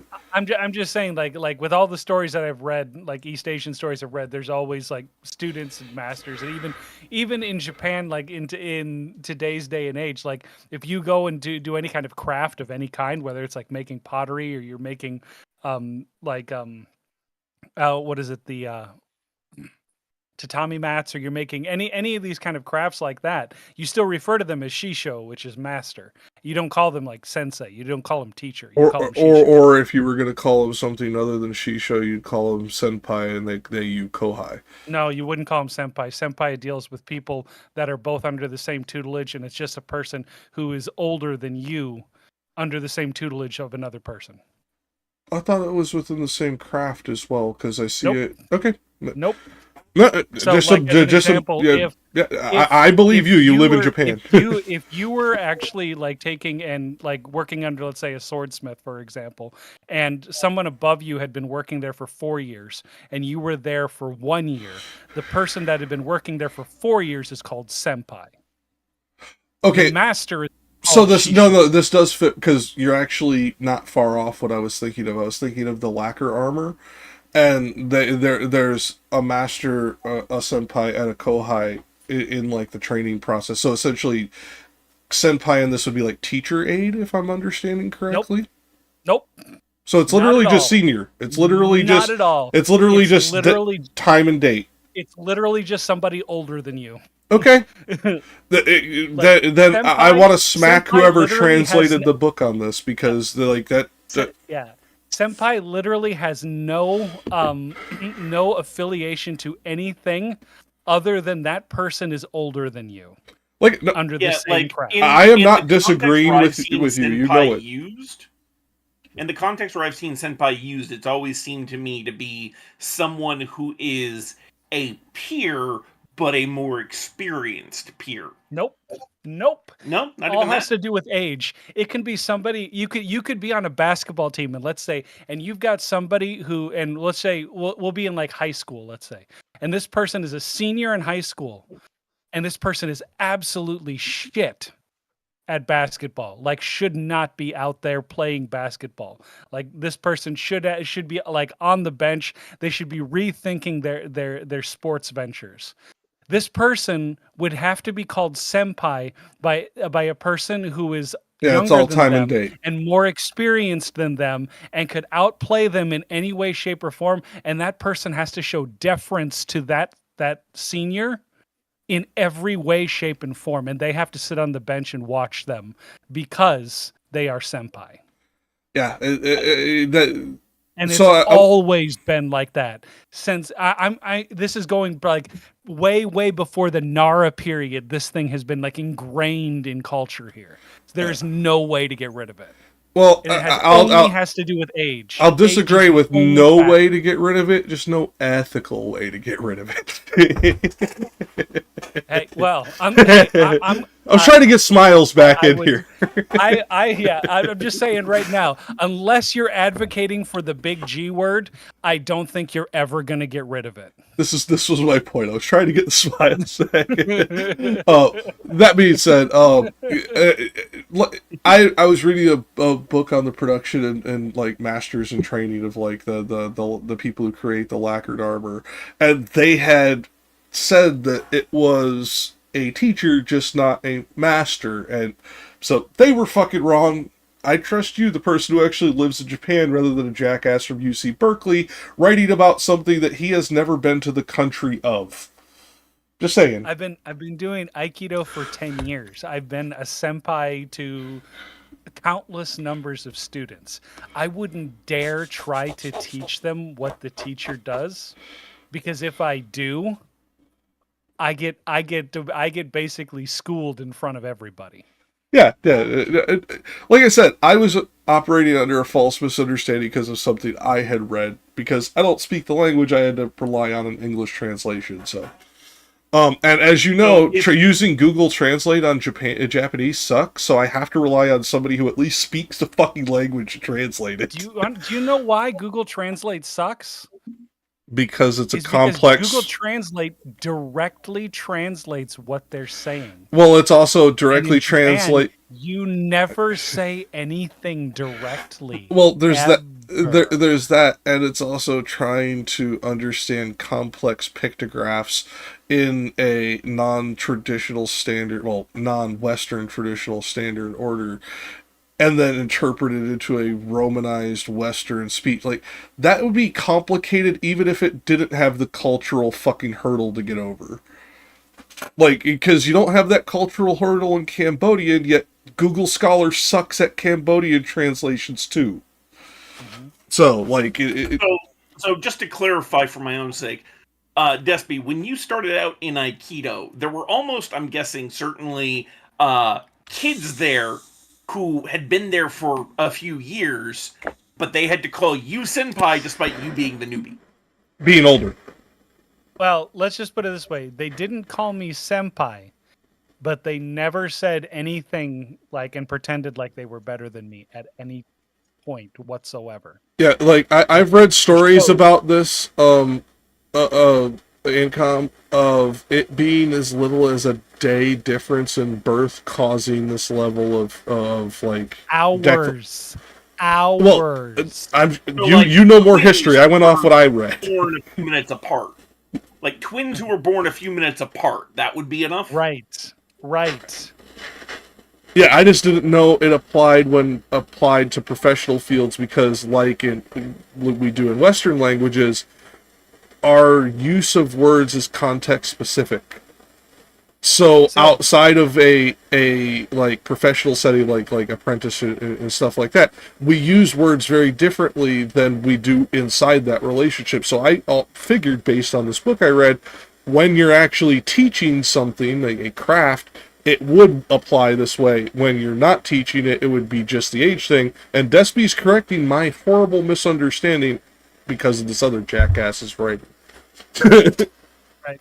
A lot of people like to think that what is it, like the whole senpai system is based on like someone who's quote unquote more experienced, but the only experience that they have is like years under their belt in terms of like living, and that's it. Fair enough. Like, think of it this way. If they were looking to do a promotion at work, and usually in Japanese companies, like promotions, everybody knows when someone's going to get promoted and they don't have to say anything, okay? And what's going to happen is the guy that got there 2 months before you, that doesn't do shit at work, that is basically crap at his job or whatnot, and you that is the well-experienced, has like hours under your belt or whatnot, you're not getting the promotion. He's getting the promotion because he's older than you. No. And he's going to tell you what to do because he's older than you, and he gets the promotion. Yeah, now we went very far off tangent on this, but thank you for the correction, because it is very much needed at that point. Because, like, I guarantee you, if I have that misunderstanding because of a book I read, there's a lot of other people here in America who have similar misunderstandings. So, people watch too much fucking anime. And they So, get Jeff, their inferences from anime and think that they understand it, and they do not. You may be right, but I am generally not going to do a armor scholar that injustice of making that accusation on him. I would. You might, but I wouldn't. Because I don't know if it's true. Well, I have a feeling that this quote unquote armored scholar maybe asked somebody. Yeah, because that he's maybe had focusing. lived in- Yeah, because he's focusing on the Right. construction and all this other stuff and Right. blah blah blah. Yeah, And he just kind of like asks somebody like, "Hey, what's like what kind of people are in like this?" Well, either you have like the senpai, and then you have the kohai, and then you have the master. And it's like, well, what's the difference? Well, what's the difference between a kohai and a senpai? Well, one's a bit more experienced than the other one. Do they help the younger one? Well, yeah, I mean they help the younger one, but like not to the level. They help him by like picking something up, maybe, but that's about it.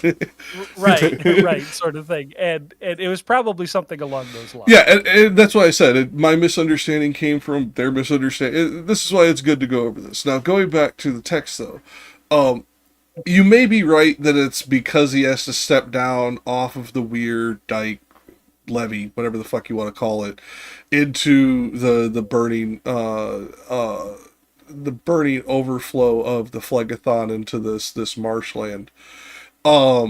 Maybe, but it still seems odd. It could be the overwhelm thing again. It just seems odd because he has not shown this reticence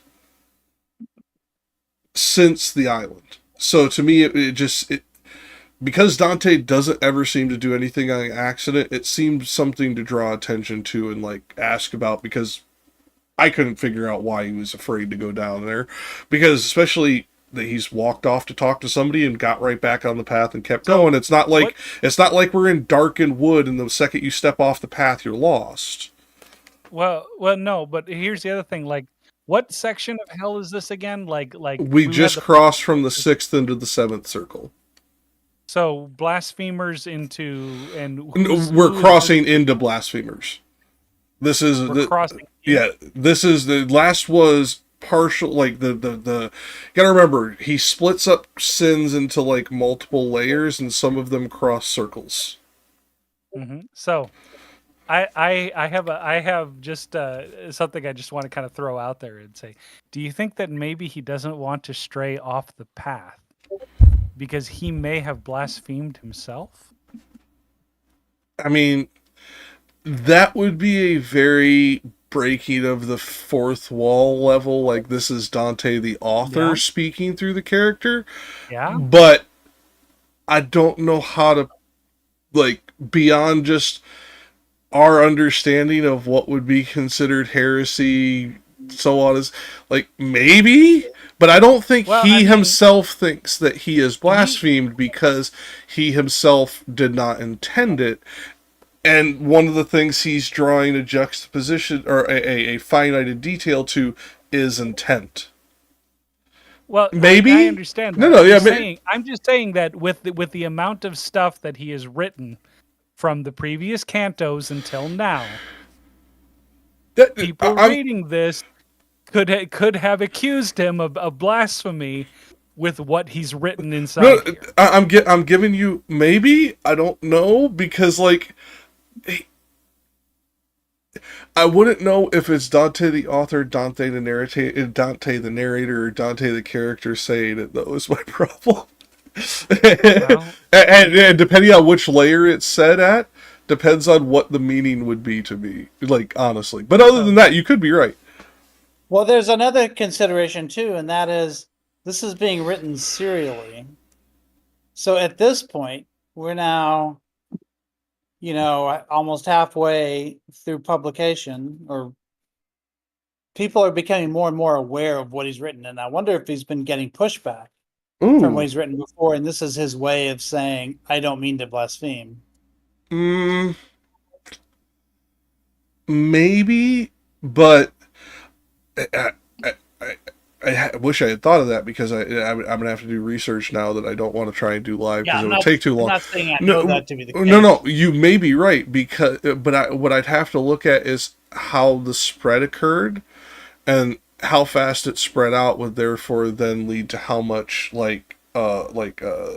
community opposition he would Even have if it's faced. just a handful of close Mhm. friends who are like saying, "Hey, Yeah. dude, look out." Death threat. Well, I was going to bring it into the more likely of the, because like people think like, oh, this time period's so bad because the internet allows like death threats and all kinds of horrible shit to go on, blah blah blah blah. I will point out, in his time period, like a death threat was not even considered a bad thing. Like as far as like to do, like it wasn't societally shameful. So like somebody say, I'm gonna kill you because of what you said about the church or what you said about this person and blah blah blah, would be unnerving to Dante, but would not be a societal like impetus that anybody would have recorded. I'm just going to say, chivalry was not entirely dead at that point. 1 second. I mean, Because- I'm brought back to even 2 centuries later with Shakespeare. The number of especially those plays of his set in Italy. He showed a lot of people giving a lot of death threats to a lot of other people. It's a very commonplace thing. Well, I was gonna say it's before my wife had asked me something. It was not uncommon. It was not socially shameful, but I guarantee you, it probably was unnerving for the recipient. So you could be right that this is like his subtle nod to replying to those let's call them critics for sake of politeness. But yeah, that could be. The haters in chat. Yeah. I mean, I would want to look at, because I forgot that because of the way that Paradiso and Purgatorio ended up being published, I forgot that Inferno was published serially, and I would have to look up the exact publication dates to know if the first ones would have even had time to circulate out wide enough for him to be getting criticism by Canto 15. Like, that's one of those things I'd have to, like, there's a certain level of math that has to go into that to really understand if we're doing it justice. But you could absolutely be right, because when we get to, I think it's Canto 26 or Canto 27, there is a couple of tersets that I would say that's absolutely what's going on, Rich. Because they're almost like I kind of fucked up on this previous canto. So yeah, like that is something I hadn't considered this early into it, but yeah, it makes sense. Okay, so that was me, then Rich. Despy, would you like to pick up? Sure. Where am I at right now? Make. And he began, is that it? Yeah, that's where we're at, but I'm gonna make marks. So we're here.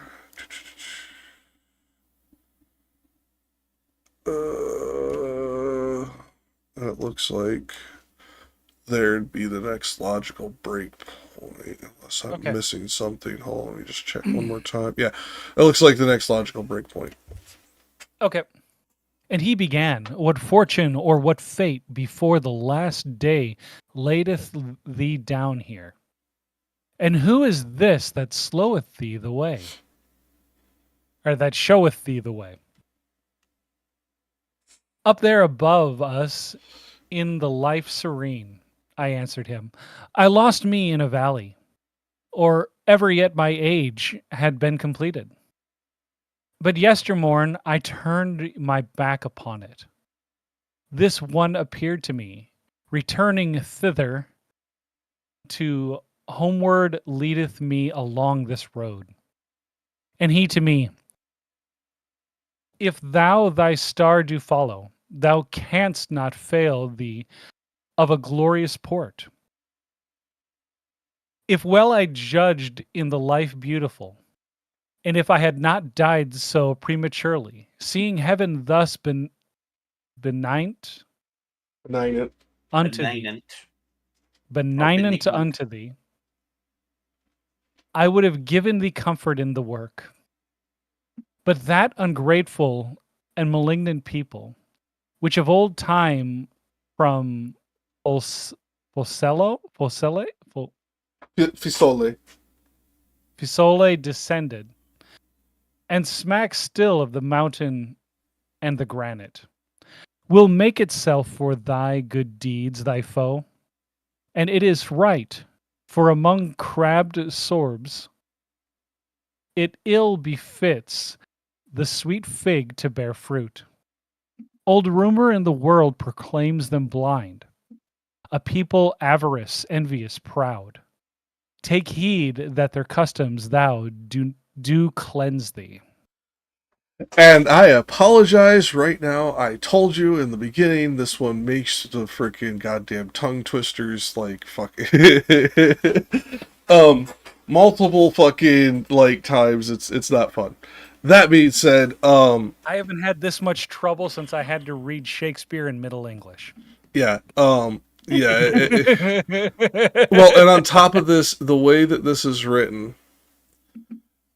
like, honestly, to do it justice, because none of us are good enough to table read properly anymore, even those of us with a little bit of theater experience, we would have to learn this as a performed line to catch the beats, because a third of the beats in the section you just read are punctuation marks that we kind of skipped over because of the way the tercets are lined out. It's one of these things that's why I was just trying not to smile, because I was struggling the same way where I'm like, fuck. Like, just reading this is tiring. But Hey, no. I know why he's dragging his feet now. He's saying all this stuff and hearing all these same words like this, man, this would tire anyone out. Not just the journey itself. Okay, so going back to the reading, the way that he answers, the way that Dante answers the question, it is like a secondary tacit admission to almost turning his back on the church. Oh, wow. Much better than the last one. Fantastic looking coffee. Oh, very nice. But it is his I almost turned my back on the church. But more specifically, because he did turn his back on the church, I almost turned my back on God. And I think that's like how he's trying to like answer this, like to the person he viewed as a teacher. And at least in the cursory search I looked, because I remembered he's listed as a teacher. I don't know why she says he's not. He seemed to be a teacher of military tactics and political strategy to Dante. That's what I was able to find quickly. I can't go much more beyond that without digging heavily. The way he answers him also seems to indicate this to be true, because he answers him like you would a parent, or like a child would to a parent, where it is like, oh, to use a more modern version of the way, up there, and as I was tripping the life fantastic, I lost me in a valley, and so on and so forth. He's sitting there telling it like a story in the most flowery way that only touches on the key points that he wants the teacher to know, because the other parts he's worried the teacher will judge him for, despite the fact that his teacher has already been judged to be found wanting and in hell. The deference is there in excess to just the titling, but also the particular, like, florid language that he's chosen to use to kind of smooth over the rough edges of his story. Be right back. Ancom? So, Yeah, I see you reading. That's why I was like, what did you find? well, no, I haven't necessarily found anything. I'm just going back over it. Like, the way he's addressing this guy. So, Sayers comments specifically that Brunetto was a neighbor of Dante's and taught him a great many things. So he at least seems to have considered him a teacher. Musa comments that he Dante seems to go out of his way to avoid calling Virgil a teacher so as to avoid offending Brunetto. Since he, it seems like there was that cultural importance of being someone's teacher, and so if someone has replaced you as teacher, even in your death, it could be seen as offensive. Well, there's that, but it's also, at least to me, Dante very rarely calls Virgil teacher anyways. He calls him poet, sage. Like these are quite yeah, these are very different layers of like cultural intonation. Whereas a teacher of anyone can be a teacher in this capacity of this time period, because it is teaching of this skill, teaching of this portion of the culture, teaching of this. Teacher was not a like finited like segmented occupation, and that was tutor. That's different. Like tutors had structure to their education styles, things like this. Teachers could literally be anybody, and any teaching method could be employed because it was a interpersonal relationship titling as opposed to a profession titling.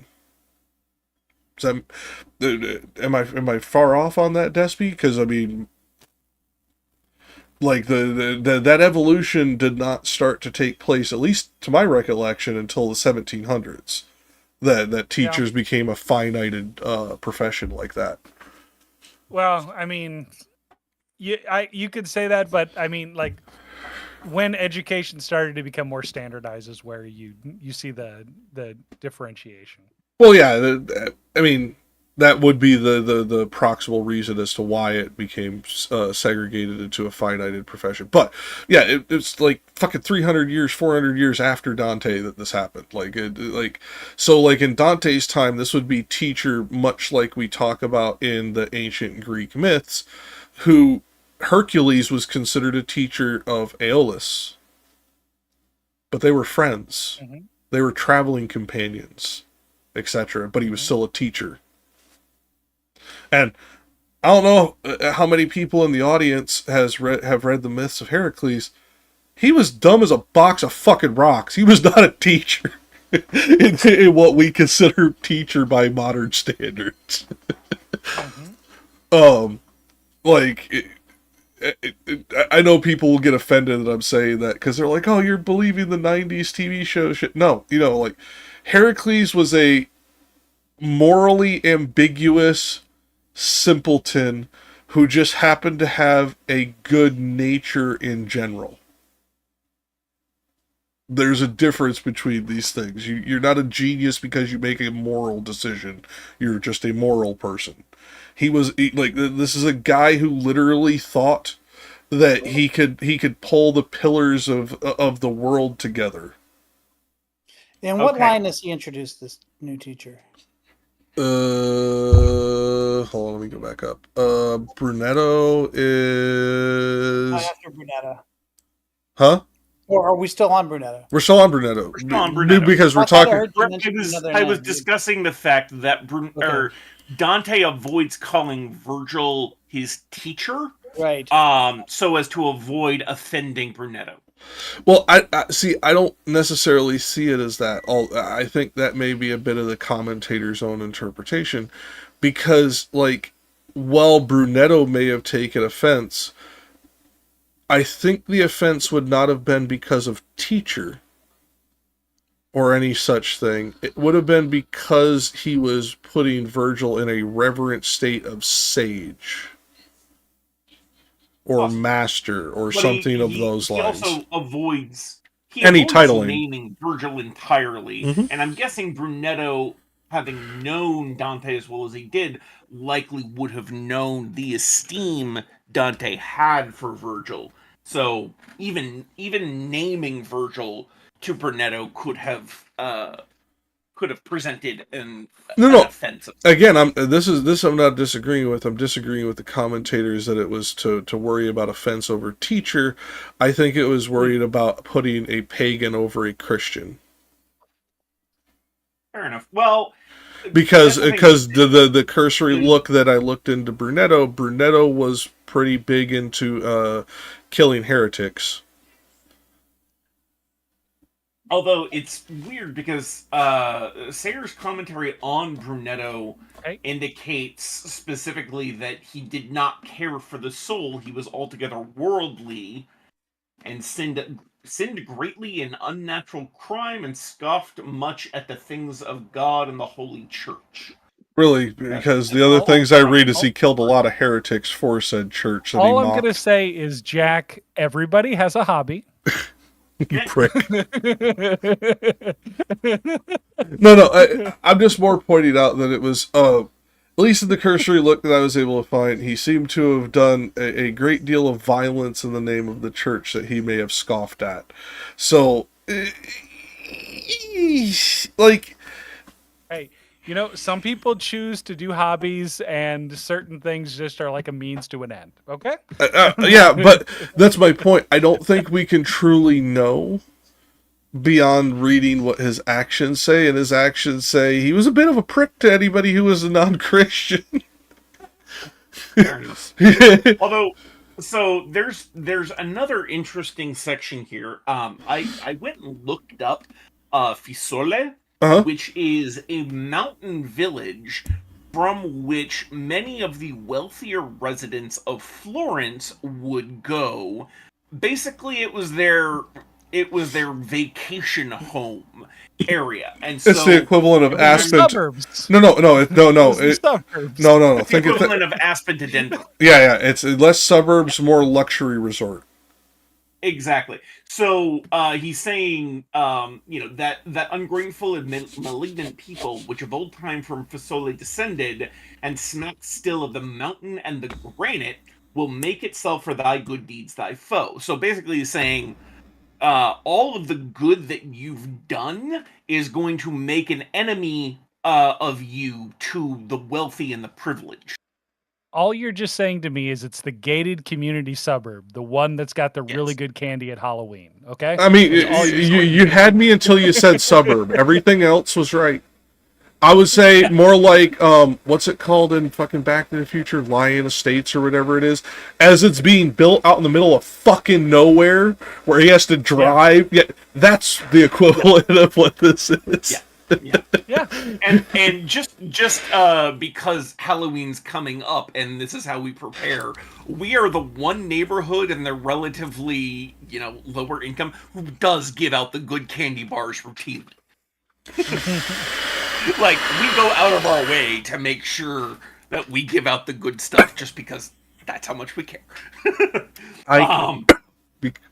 Because of where I live,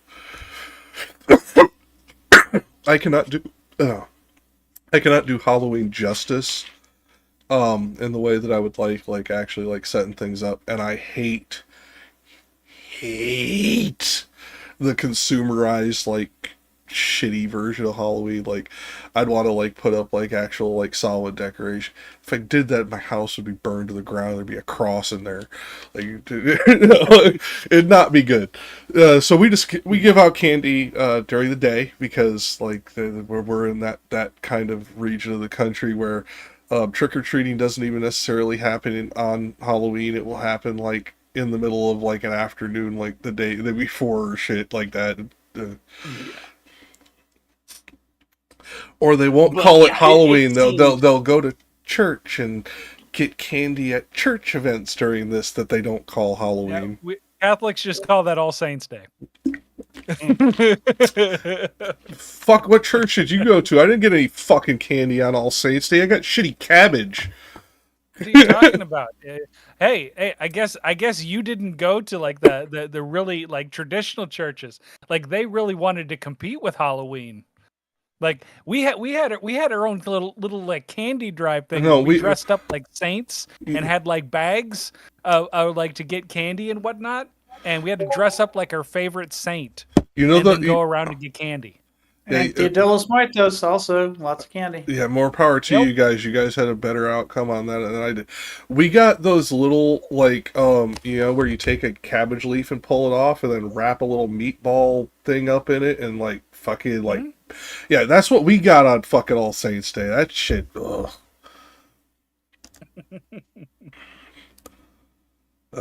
Like candy. Anybody noticed a little bit of eugenics on there?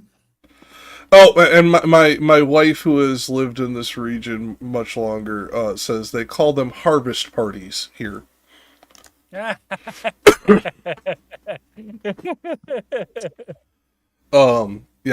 it's like I said, if I celebrated Halloween like I would enjoy celebrating Halloween, I'd have to move. Or be burned at the stake. Probably literally. No, I'd have to move because I'd have to leave to a non-extradition treaty country in the aftermath. That being said, it's one of these things where, like as we're looking at Facility, the way that this would be to bring it into a slightly more contemporary context. This would be like the Roma descending on Rome from the vineyards around the Vatican, in the way that they would during certain feast days around Rome. And you will see this as a historical precedent going back from the 15th century all the way to the 8th century, where they were, even though they were the aristocracy, even though they were the ones writing the history, they would compare themselves to locusts descending on the city and how the populations would respond to their entering and leaving. And like, Dante's, at least in my opinion, doing this justice. The only thing that I don't understand the significance of, that smacks still of the mountain of the granite. Granite doesn't smell like anything. Doesn't taste like anything. Like, I think that was meant to be. I think that was meant to be metaphorical for like wealth. Smacks of the mountain. Meaning, well, because Fasoli's a mountain town. No, that part I get. Yes. But what I'm getting at is, it's like, why not of like the nosegays or there's so many things that would represent wealth other than the mountain and the granite, because traditionally, outside of like Fasole and a few other like really, really high-end mountain type places like this where they were like enclaves, mountain villages were the poorest, hardest hit because they had fucking shit for farmland. Like these were the places that were the poorest usually as well. So it's like, is this an insult? Or is this just they have not reintegrated in society and still act like they're on their mountain? Like, that's what I'm getting at. Like, that's why I asked a minute ago about, did you notice the eugenics here? Because as Sayers notes, this area was half Roman and half Fasolian. And it's that mixture of the two races, and Musa specifically translates as race. That is the root of Florence's troubles. Well, they're not pure Romans. No, and for those in the audience who have not read Musa, this is not Musa himself being bigoted. This is him describing the bigotry of the day. Yeah, I didn't draw that connection. Still of the mountain and of the granite. That would be a juxtaposition with that, because of the mountain would be of the poor, of the granite, of those of like the fine buildings and craftsmanship, because only the finest buildings would have been crafted from granite at this time, and marble and things like that. You can take the redneck out of the country, but you Yeah, can't take yeah, wow, that's So I didn't notice the eugenics, and could you point that out before we move on to ANCOM? Well, the But I did eugenics is recognize the more- bigotry.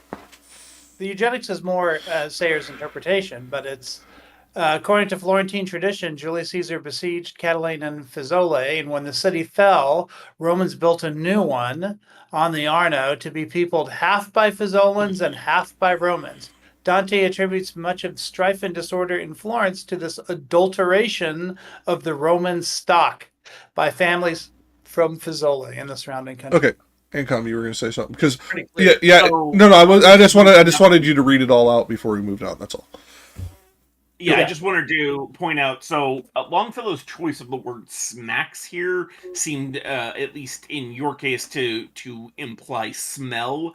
Well, no, it implied sense, either be it olfactory, taste, something. It implied some kind of sensation until he brought up the bigotry, and now that part makes more sense. But Yeah. go on with what you're So saying, anyways, because it might still the- help. Yeah, the verb here, tiene ancor, means so. There's one particular literary meaning of this, which is to continue to wear or to not remove, to keep on. So, like, if you Possess consider errors it in a of. metaphor- It- yeah, if you consider it in a metaphorical sense, it's something that they're continuing to maintain about themselves. This sense of the mountains and the rocks.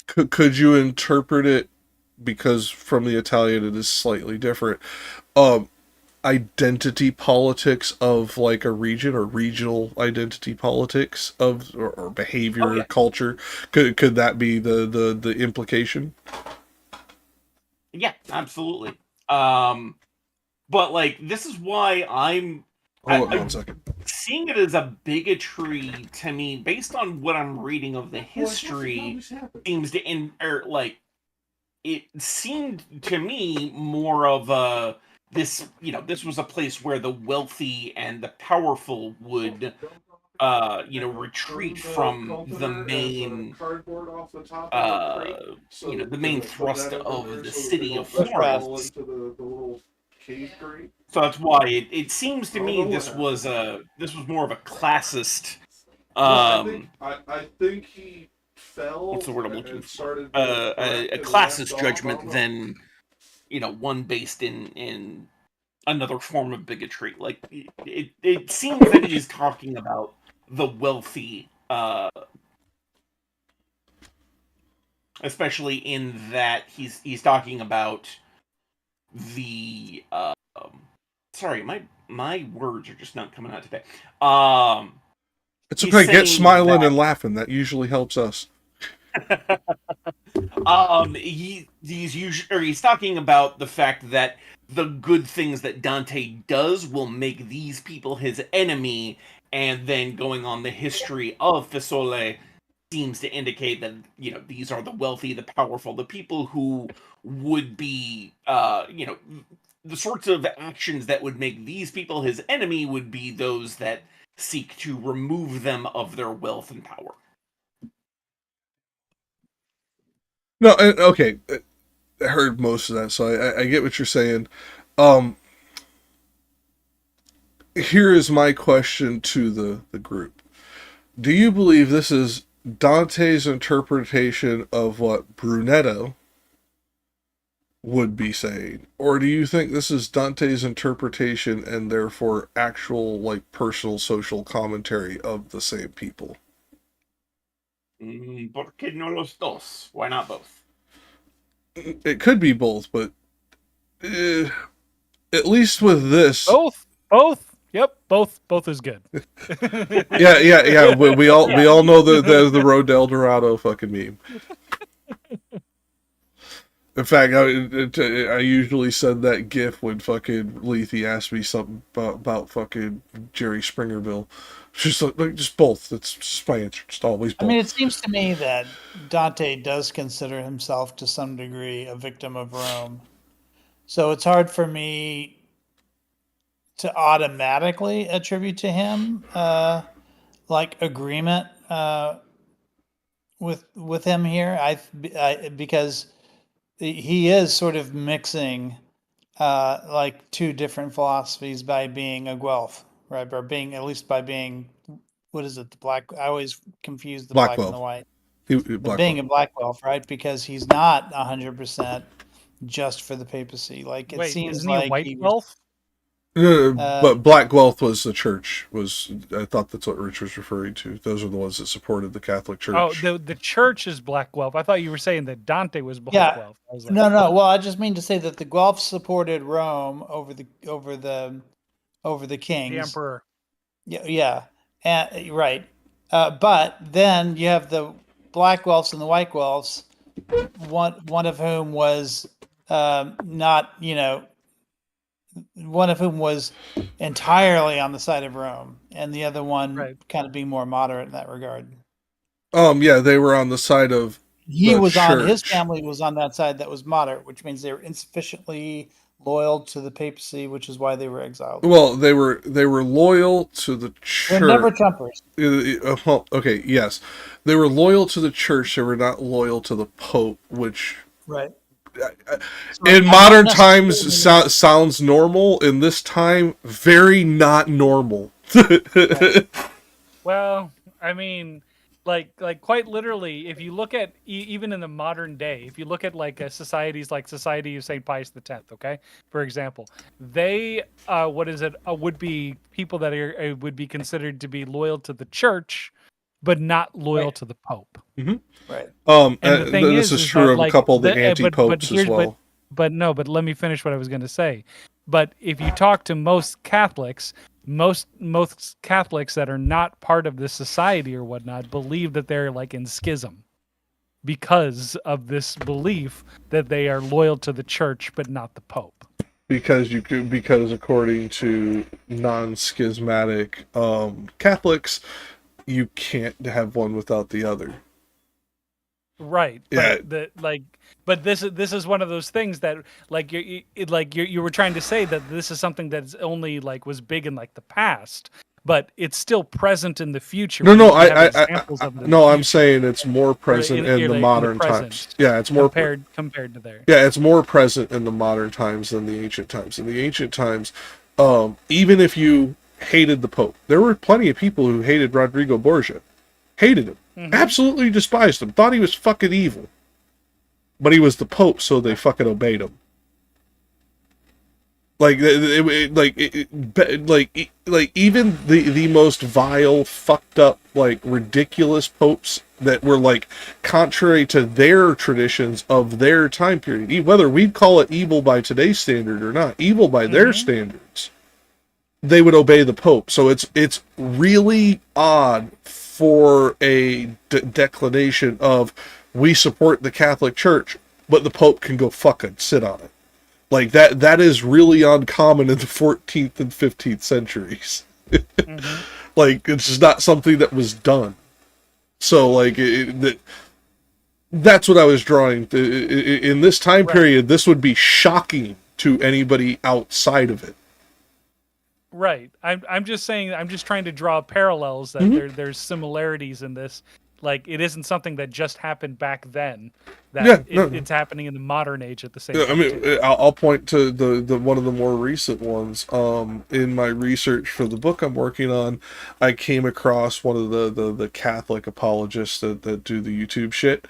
When the Pope came out with the most recent thing about gays in the church, he literally said the Catholic Church is now heretical. He is part of the American Catholic group that is pushing against Rome. Oh, the American right Diocese? Yeah. Yeah, the American Catholic Diocese? Yeah. Now, he's not a bishop or anything like that. He's just a fucking YouTuber. But I can't imagine him saying this in his church and it going over badly, and him still be part of said church.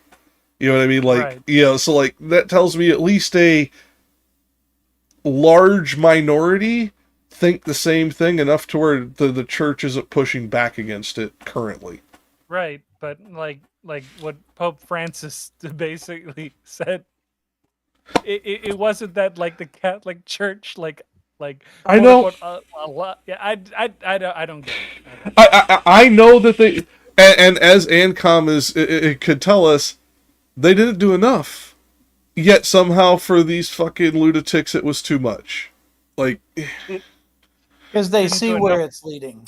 In my opinion, they see where it's leading.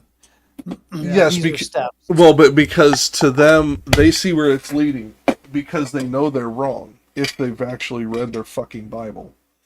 They know they're wrong to do a lot of the behavioral practices that they're doing. The Pope is correcting dogma that has been out of whack with the scriptures for fucking centuries.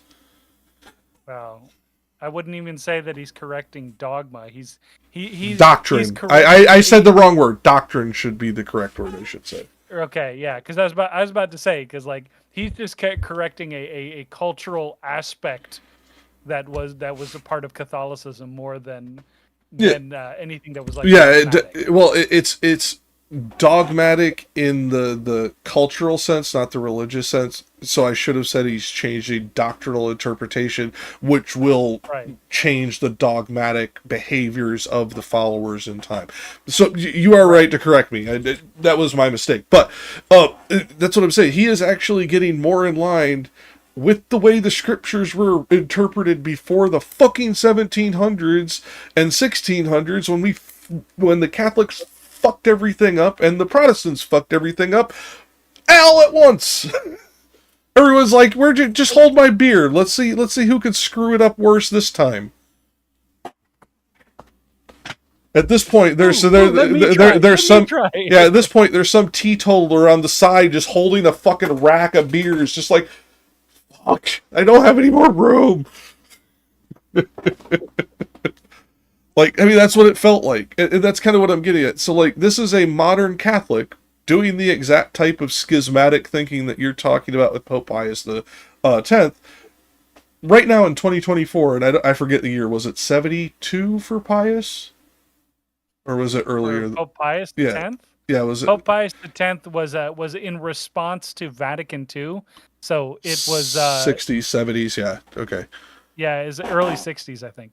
Yeah, I just couldn't remember their exact start date. So again, fucking almost 60 years later, you know, we're dealing with it again. And I'm sure if I kept up on my Catholic bullshit a little bit more, you know, religiously, no pun intended, I'm sure there's probably been a lot of schisms along the way between those two. Yeah. Because in modern times, this is not a problem. In Dante's time, this was the equivalent of walking up and dick smacking the Pope during Mass. Like, this just wasn't done. Just saying. Not without paying for indulgences first.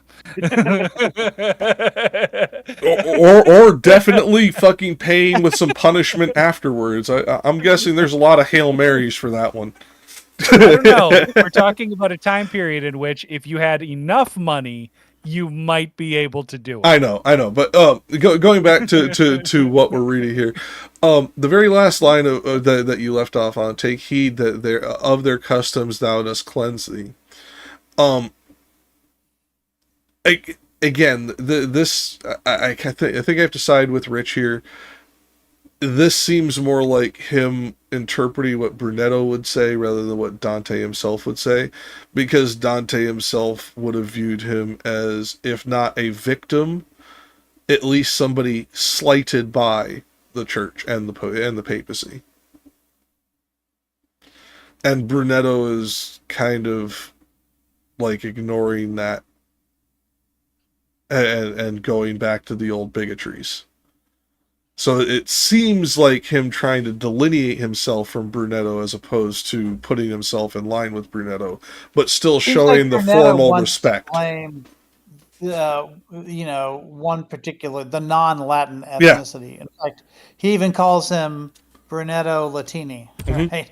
It's just very specifically show that he believes, and because Dante like has a problem with Rome, it's hard for me to see him saying that Rome doesn't share any of the blame for the way Florence has turned out. Well, and with the final line of the tercet that Despy just finished reading, well, not just because we've been on this tangent a bit, but the take heed that of their customs thou do cleanse thee. It would, like I said, as Dante the author, it would seem that he is trying to delineate himself from the position of Brunetto. Right. Okay, so Ancom, if you would like to pick up, I have no idea what line number we're on because all that got screwed up as I was transferring it, but Sorry, we're on line 70, and it looks like Oh, can I make a comment on something earlier, real quick, before we can move on? Just a real quick one. So we're talking about 15 here, and there's a reference. Anytime there's a reference to God, I think it's interesting the word that gets used because the word is lo maestro. So Longfellow changes that to the master because in Longfellow's day that cognate is still a true cognate. But it's interesting that both Musa and Sayers think that the way we use master today doesn't quite give the same implications. And so they call him the engineer. I've seen a couple other commentators call him architect. It's actually why in my theory book that I wrote, I call Trotsky the bricklayer. So I'm So assuming yeah, that the Italian version of maestro, like there is something that maestros, like even like a maestro of an orchestra, they're coordinating things and bringing them together, right? That's not something we associate with the word master today. Today, master is more, I don't know, we do use it in engineering, like you have a master box or master plug or something like that. But engineer does tend to give more of that. It's just an example of how we cognates. remove the cognate of master as a superlative title after the end of chattel slavery, and we would then refer to them by their degrees of education. That's Although, what. I mean, we would still say master today, right? Like we would say God is the master of our soul or something like Yeah, yeah, that. but we removed it It's from just the that colloquial engineer, cognate, I should say. yeah, it's just that there's more implications than just that with Lo Maestro in this instance because we're talking about somebody who has constructed something, Mhm. right? So it just makes sense that Maestro would not, like, the cognate doesn't work anymore, even though it might have 200 years ago. Well, because in today's world, the master was is a non-significant distinct signifier. Um, Mainly because of all like the cultural shit that has moved it from colloquial understanding, but immaterial to that, it no longer has the distinguishing power necessary. Whereas in this time period, any master would have been a highly educated, highly gifted, usually generally well educated, as opposed to like highly specified educated like we do today, person. So like this is a person who would have gotten a level where that signifier makes sense. In today's world, Right. we'd call that the master's degree, but you don't call somebody a master, psychiatrist. You call them fucking doctor. Although you might call them a master electrician. Yes, but in So the there's some, mhm. There's it's some context. vestiges yet. Well, there's some vestiges that persisted through the purge, I should say. But also the idea of God as an engineer, and especially God as an architect, really sort of Comes from evokes, Pearly. it really sort of evokes the idea of deism to me. Um, or teleological arguments. Not that Dante would be okay with deism at all, but I'm Well, just saying. well, In this instance, it kind of makes sense. Because we know Dante would not have been okay with it, I think more likely it would be the interpretation of like the teleological argument before we had a word for said arguments, where God is a tinker, a constant tinker of his creation. And this is something that predates Christianity. Like, it's something that goes back even back into rabbinic mysticism before the formation of what we would call Judaism today. Like, lots of cultures do this, where they believe that their deities are constantly interacting with the world because the concept of perfection is antithetical to human understanding. Always has been, always will be. It's why when something is too perfect, the human mind goes into something we call uncanny valley. Happens mainly with human faces applied to like robots and computer simulations, but it can literally happen on even a blade of grass. If it looks too perfect, it will literally make our brains go, wait, that's wrong. Sure. I honestly think so. Considering that is a part of human nature that we understand as like a fundamental architecture, at least within modern human psyche, the teleological argument before we had the name teleological, or the watchmaker argument as it's more commonly known, would have been used before this, just not articulated under that particular wording. Because it wasn't until then that we cemented this understanding under that wording. Right. Sorry, I read a lot on this now because of the book, and end up learning a lot of freaking history. Plus that video I sent you guys in the group chat the other day. Dude, Erica covered so much crap in that video. It's insane. Like I said, it's insane how effective of a communicator she is. Because she will, in that 2-hour video, she covers like 170 pages of my book. And you couldn't read 170 pages in 2 hours if you tried. Not out loud like as an audiobook. You'd sound like freaking you were trying to rap it. Right.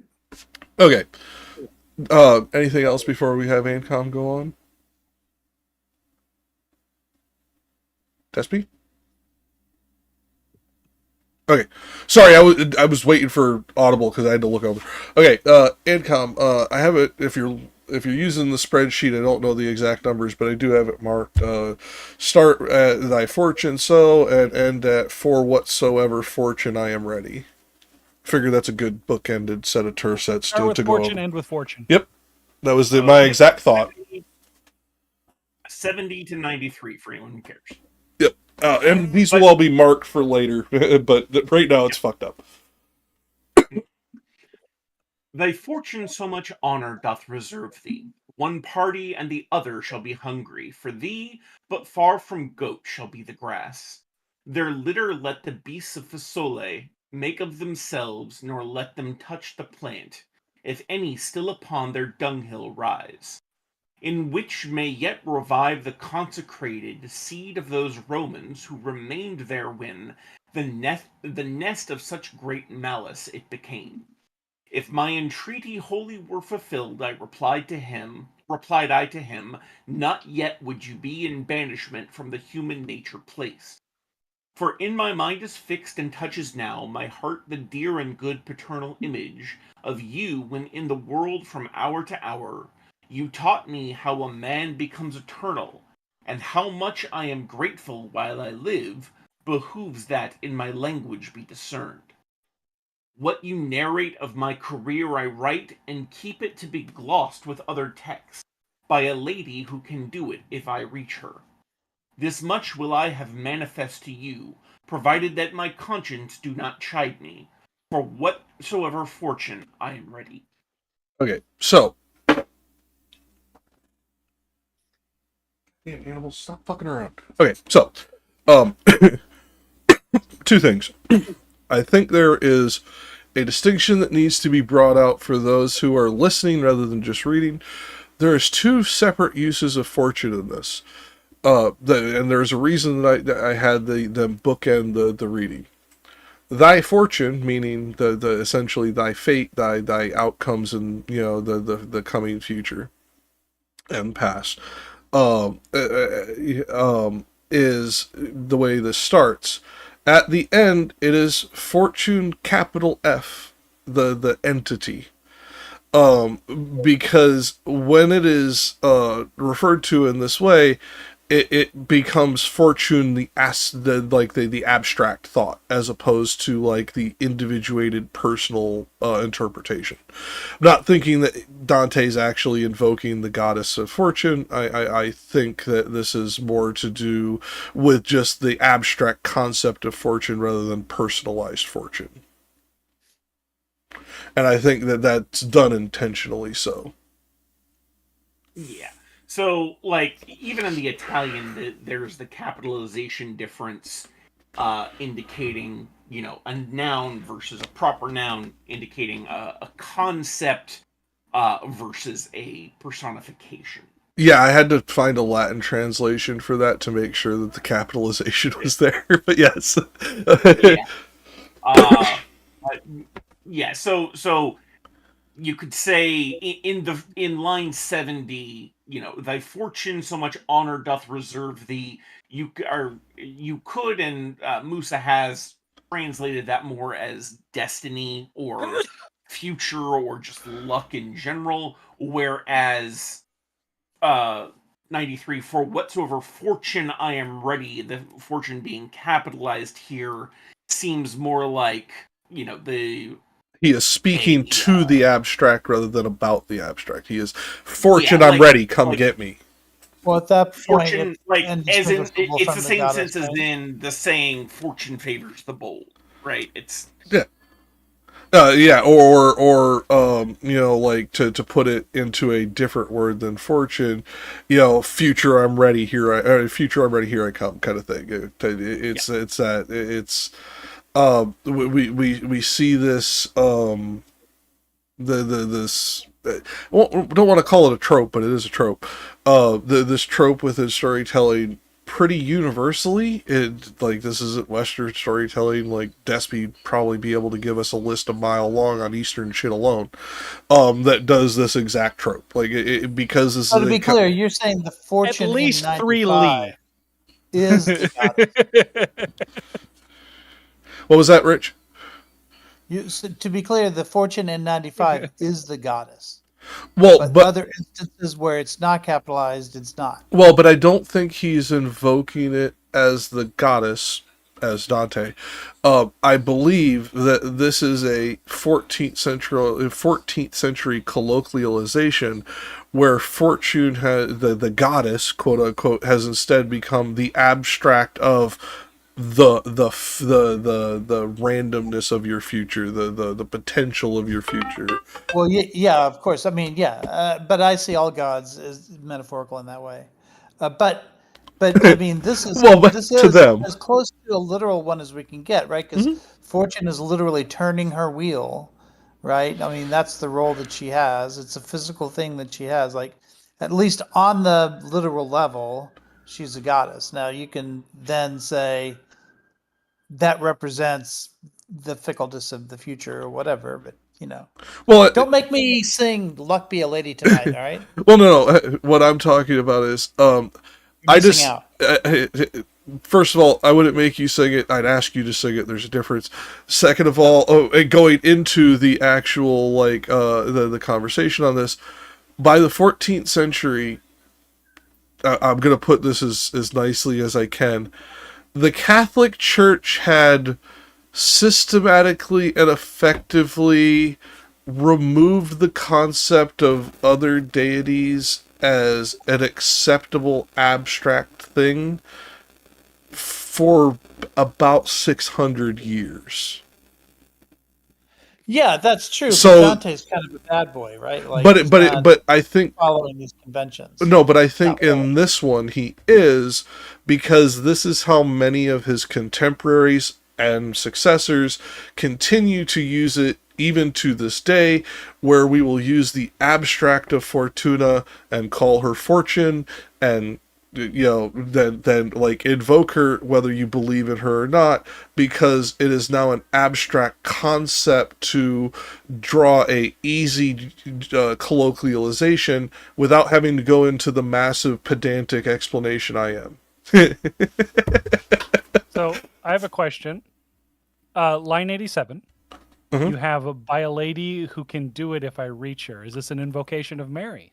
I personally think Yeah, I was so. going to bring you up because I knew you're going to have an opinion as to which lady it is. Yes. I personally Jim think it's Catholic. Mary, but because of the way that it is written, it could just as easily be Beatrice. The only one I do not think it is Rachel in Nope. the middle. Nope.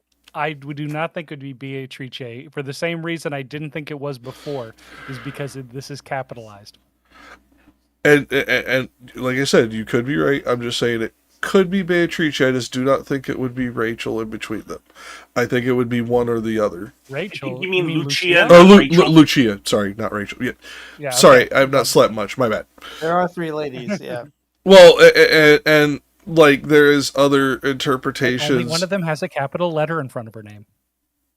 Most of the time, yes. Okay. you're I would like saying- you. I would like you to point me to an instance that's written in English, in which the mother of Jesus has lady in front of her, and it is not capitalized. Oh, I was more meaning other people other than her have capitalized lady. That was what I was going the other direction, not the way you interpret.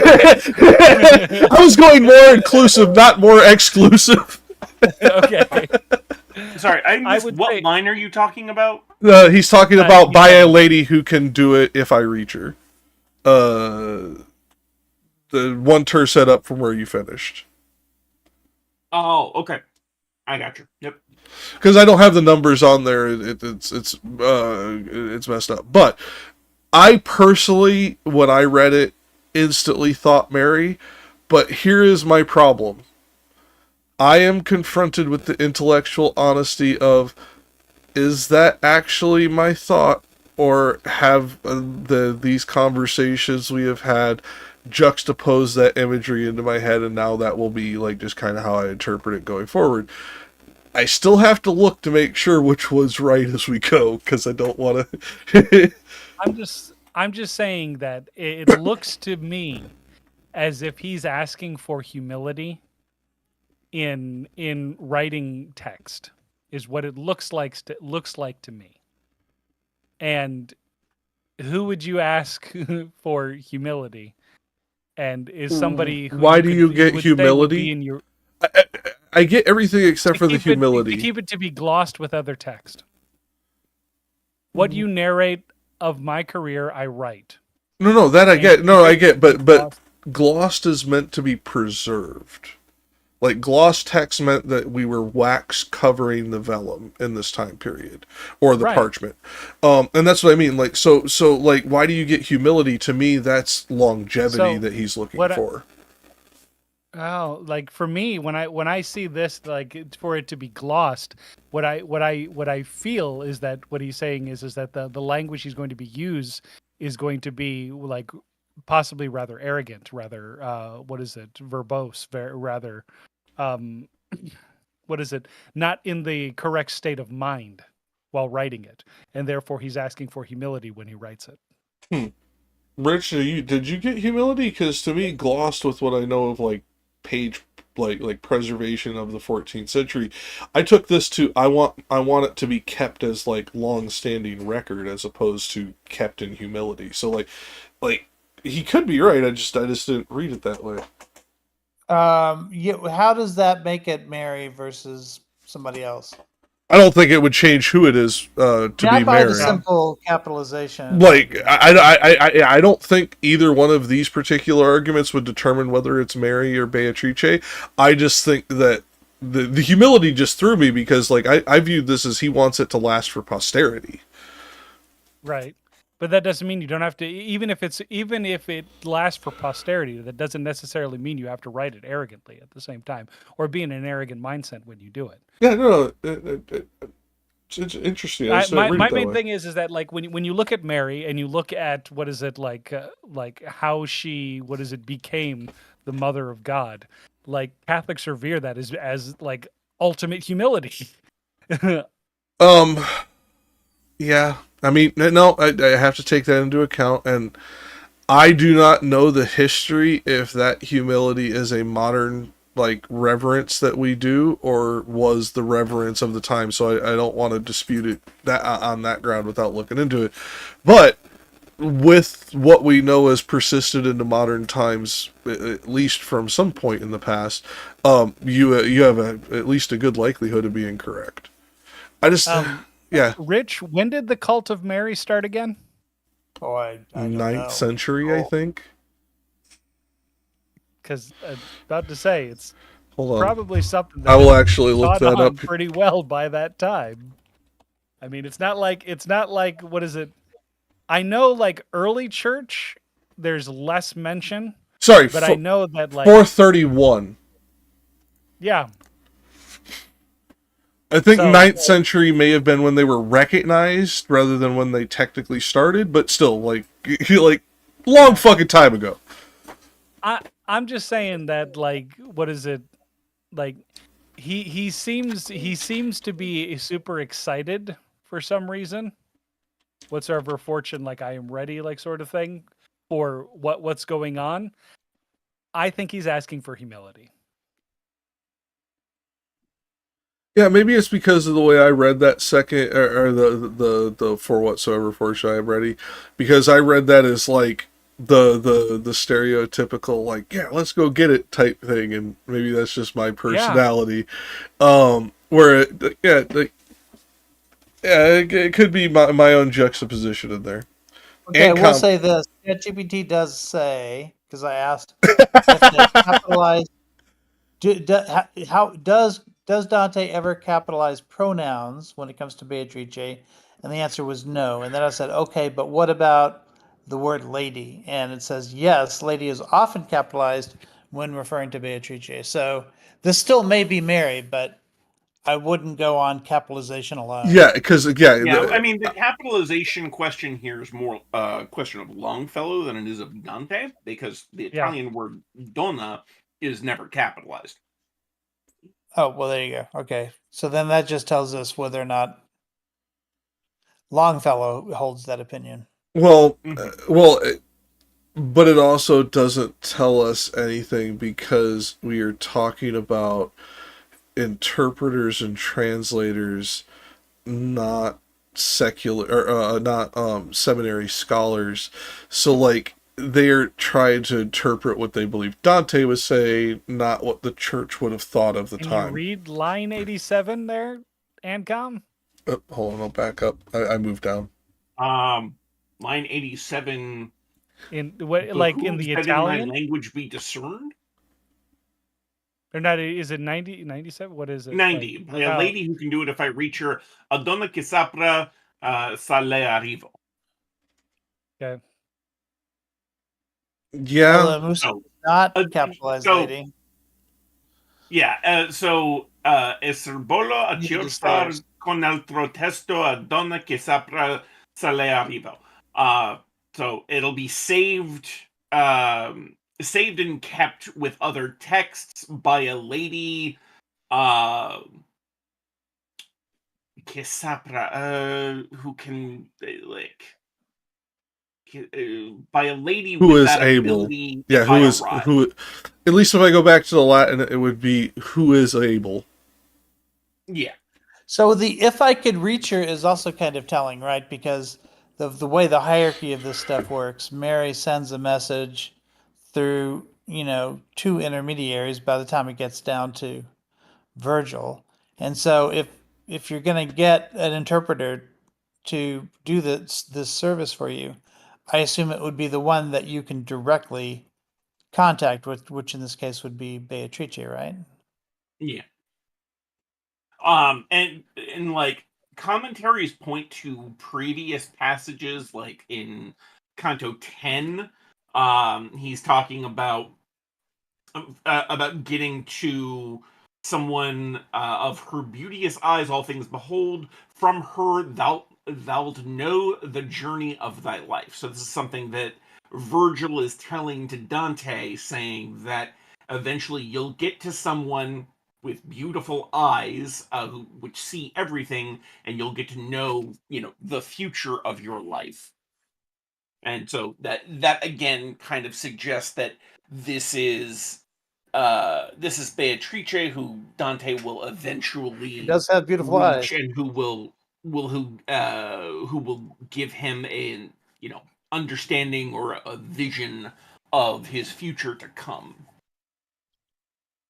Yeah, that makes sense. Hey, Barbie, you're on camera. Go look at my sweatshirt. Ooh. Go get your breakfast. Okay, so, yeah. See, the only part that makes me question the humility thing, again, is when we go to the next tercet, provided that my conscience does not chide me. Like I said, I really think he's trying to go for posterity more than humility, but I do believe you are right on everything else, that he is trying to reach towards Mary. He is expecting her to be the one to hold it, etc. But I think he's looking, not reverence. What would be like the difference between like reverence and just like archiving, like that kind of like middle ground between the two? I can't think of the word, but I'm sure there's one for it. And I assume Beatrice is his conscience, right? At least if we go by previous tercets in Cantos 3 and 7, yes, that's how he views her. He views her as his conscience and his muse in separate tercets, but conscience is definitely one of the things he views her as. Jiminy Cricket.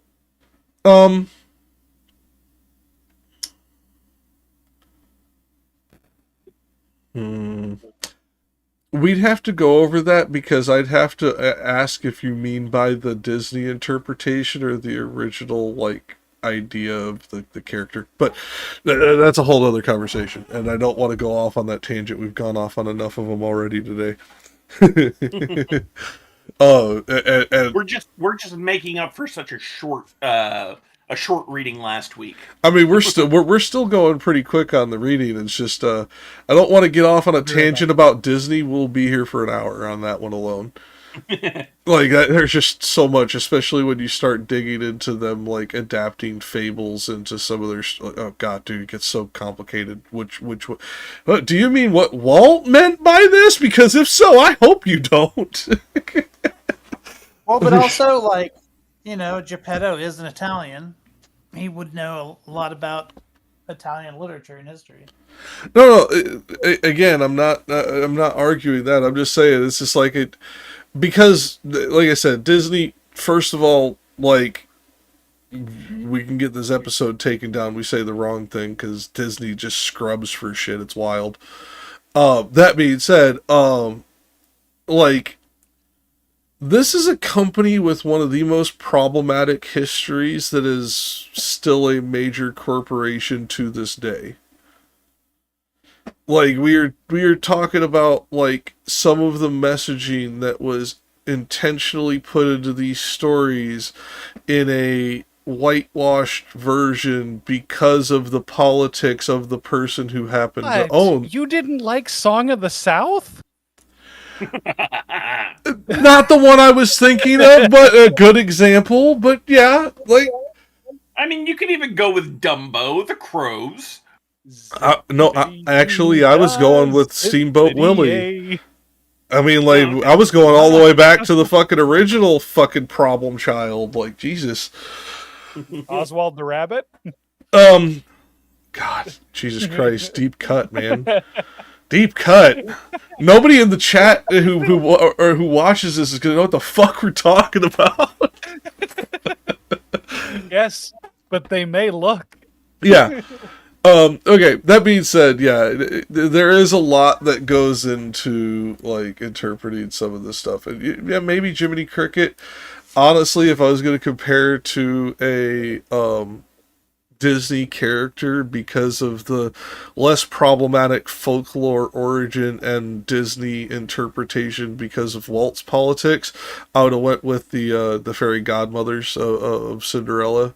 But because it's not truly a conscience in the way that we view a conscience today. Conscience in this time period had a more abstract, like, philosophical, like, metaphysical underpinning than we view it today. Was it like Kronk's angel and devil? No, I would have said, because the conscience was viewed as another entity within yourself up until about the 15th century. Not an angel and a devil, but literally an internal self that you have a discussion with. And that internal self is its own set of variables of good and evil, and that is the battle between you and your conscience to create a good life. But given what we know about, like, divisions in the mind, like, that's also a modern theory. Modern understanding. When you literally have two people. But that's not modern theory, modern understanding. We now understand the underpinning biomechanics of it. I think this was their interpretation of real world effects of it that they were trying to interpret without the scientific knowledge. I think they were talking about the same thing. We just now have the scientific understanding as to the cause, whereas they're talking about the effect. Right. Yeah. I'm just saying it's compatible with what we think today. And we don't even have to go so far as the corpus callosum, PTSD. Like, our understanding of PTSD knows that we can change another human from what they were previously, and a day later they are an entirely new human. Dreams. We have conversations with ourselves all the time. Oh man, you had to bring up dreams. Now I have to do this tangent and find the quote. There is a quote that Orson Scott Card does. Quote: "Hive, queens, genocide, human." Let's see if I can find it quickly.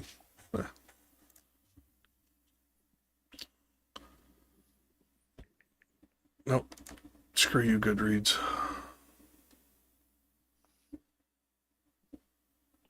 Where is it?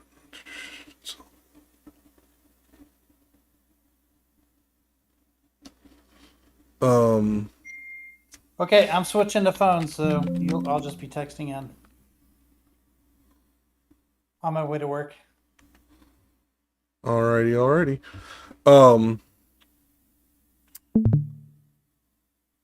Damn it, I can't find it right now. But there's a particular quote by Orson Scott Card where Rooter, or is it human? I forget now. There's a father tree on this planet, and the Hive Queen are talking, and she's trying to describe humans to this other alien species that she's communicating with. And she's like, humans do this strange thing when they're sleeping, firing a synapses. And she goes into a long, complex explanation of, like, or not explanation, but kind of like architectural, like, description of, like, how humans dream, how we will create tens of thousands of stories and forget them in the morning, etc. And that humans do this strange thing of trying to put meaning on our dreams, despite the fact that we know that they're just random firing of synapses. And that this insanity, because it is a form of insanity since we are applying or trying to apply rational thought to an irrational biochemical reaction, sometimes leads to almost quote unquote divine leaps of interpretation and understanding, because we will go through 10,000 ideas in our lifetime very, very rapidly. And even if only 0.1% of them are right, because we go through so many, we end up coming up with 100 good ones. And it's essentially our dreams. To put it into because I don't have the quote on hand, to put it into a more like architectural understanding by today, essentially your dreams are brute force trial and error. Your brain is constantly using your dreams to try and go through all kinds of fucked up examples to come up with potential right answers to existentially dreadful questions. Yeah, I mean, this isn't the first time I've heard that sort of interpretation. I've heard it from a more academic context of like the idea being that your brain is trying out all sorts of different scenarios to prepare for potential futures, as it were. Well, but the thing is we're implying an intent to this. It's just a byproduct of the random firing of synapses as we are purging our cerebral spinal fluid of certain chemicals, etc. But during that process of the synapses firing randomly, occasionally we remember, and occasionally the idea has merit. But it is completely irrational how we got to it. Sure.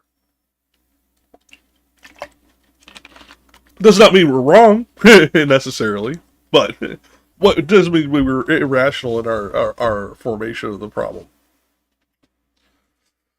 Okay, so, going back to the reading, and now my throat and tongue's gonna be the one on the chopping block, because this part sucks. Do you at least get a lamentation? Nope. Well, that's really going to suck then.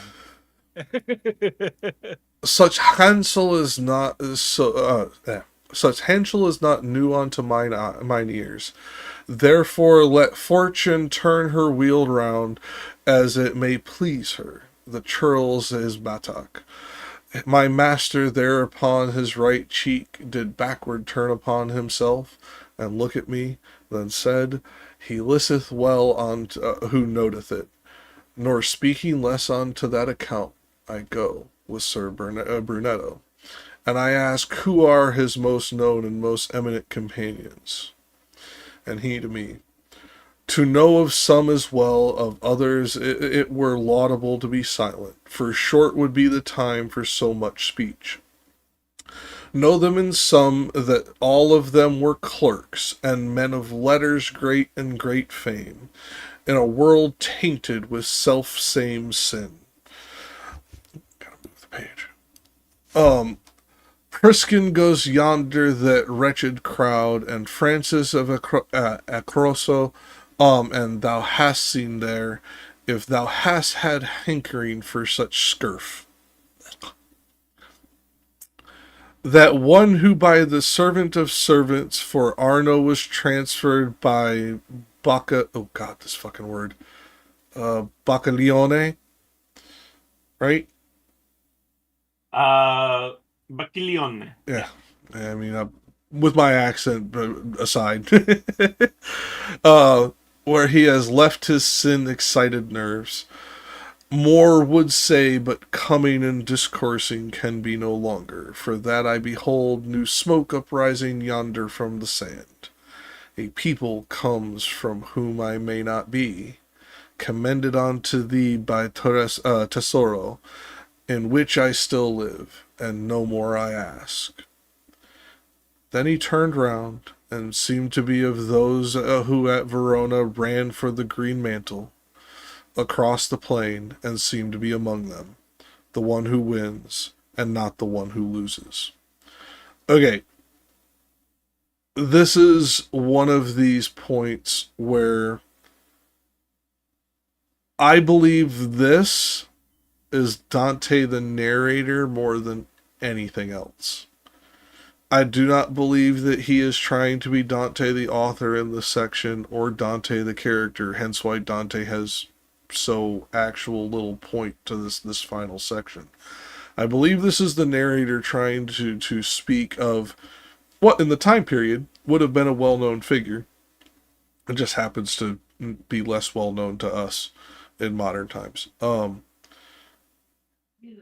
this imagery of him disappearing. The one who wins and not the one who loses. How could you interpret that? Motherfucker's in hell. And in one of the deeper circles of hell. Like, even by humanistic standards, so this is why I think it's not Dante the author, that doesn't make sense. And by Dante the character's aspect, that would be sacrilegious. So, like, what is Dante the narrator saying by this? I cannot, in death, and even viewing my teacher and friend as a person who is going to burn in a lake of eternal hellfire, I cannot even say that he lost. To me, this is hero worship. He can't admit the fault of his teacher, even though he's showing the fault of his teacher. He's still, you're doing great. You're doing great. Everything's fine. It's cognitive dissonance in real time. Well, intentional disbelief is more, or intentional, like, rewriting as opposed to cognitive dissonance. Like, that's a knee-jerk reaction, whereas I think this is him going, even in death and in hell, I see your honor and glory, my friend. Like, I really think this is like a epitaph for his friend, if that makes sense, more than anything else. But with the meme of the little dog sitting in the room on fire, this is fine. This is fine. Like, that's really what it feels like, is him trying to be like, you're doing fine, buddy. Everything's good. Keep up the good work. I mean, you're dead, but, you know, maybe one day you'll get past your contrapasso and get the fuck out of here. Like, that's really what it felt like. I'm rooting for you. Okay, now going back outside of the jokes, because like we'll get too much on it off on it. Bacaglione, I first of all, pronunciation aside, I don't know anything about the location. I know a lot about Arno, know nothing about that location.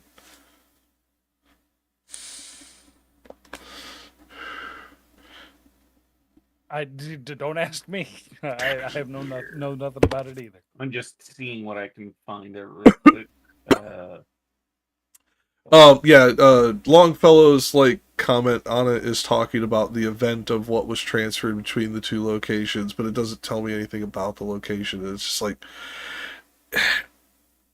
again, Dante doesn't mention specific named locations unless there's a reason for it.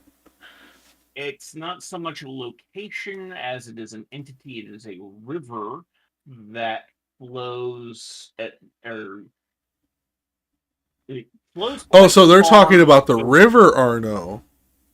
No, the river Bacaglione. Yeah, but they're talking from Arno was transferred to the Bacaglione. So they're talking about the river Arno, not the city Arno. Oh, okay, that was my misunderstanding. All right, so there's one thing I'm going to say here. I love me a good yonder inside. What is it? The things that we read here. But another one of my favorite words is inside this as well. And that's a hankering. Goddamn cowboy. I mean, if you had a little bit more Southern in you, I would have given it to you to read just because of the laudable. If thou hadst had a hankering for such scurf. No. We don't need Cookie from the Chuck Wagon reading it. I was thinking more and forgive me because I know you're not one, so don't take this as an insult. More dude from Houston who has a little bit of that Louisiana drawl and therefore gives us that Twain vibe of others it were laudable to be silent. If thou hadst had a hankering for such scarf. Yeah, like I'm gonna tell you that particular tercet, like your tongue just does not want to put certain syllables together in English. It's just like, stop it. It's like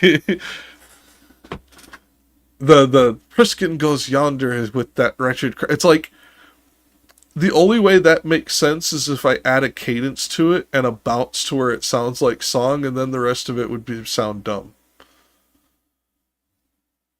Like, yeah, it's weird. And going to the Italian and the Latin, it sounds fine. In English, it sounds like throwing freaking change in a blender.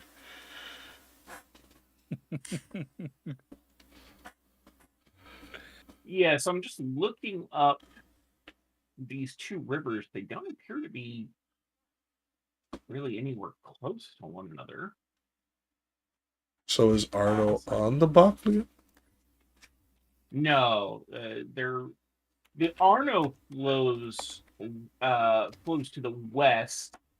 Bagliano flows to the east, and Bagliano flows into the Brenta.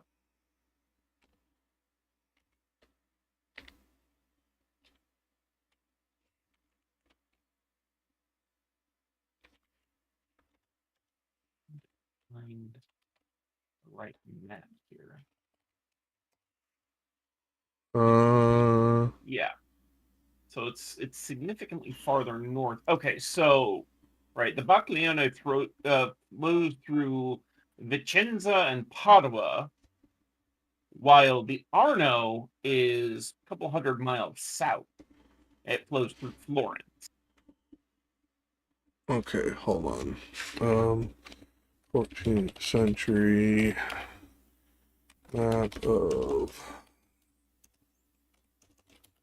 Italy, River Arno.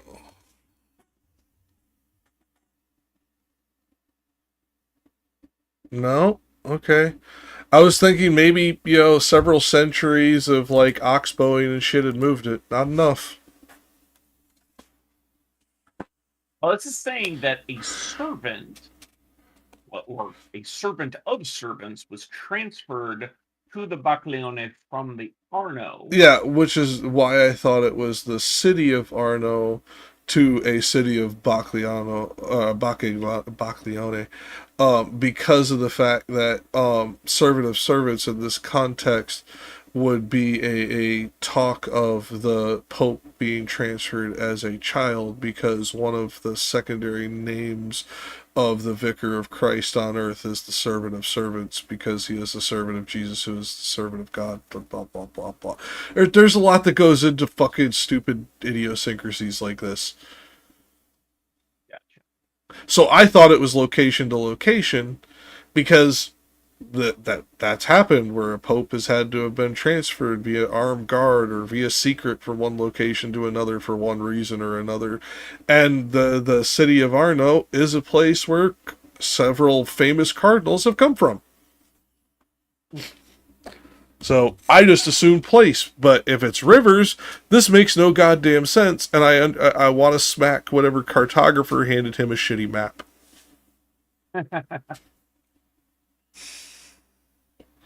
Because otherwise, like, this doesn't make sense to me. I mean, Longfellow's commentary on it doesn't make sense to this context either.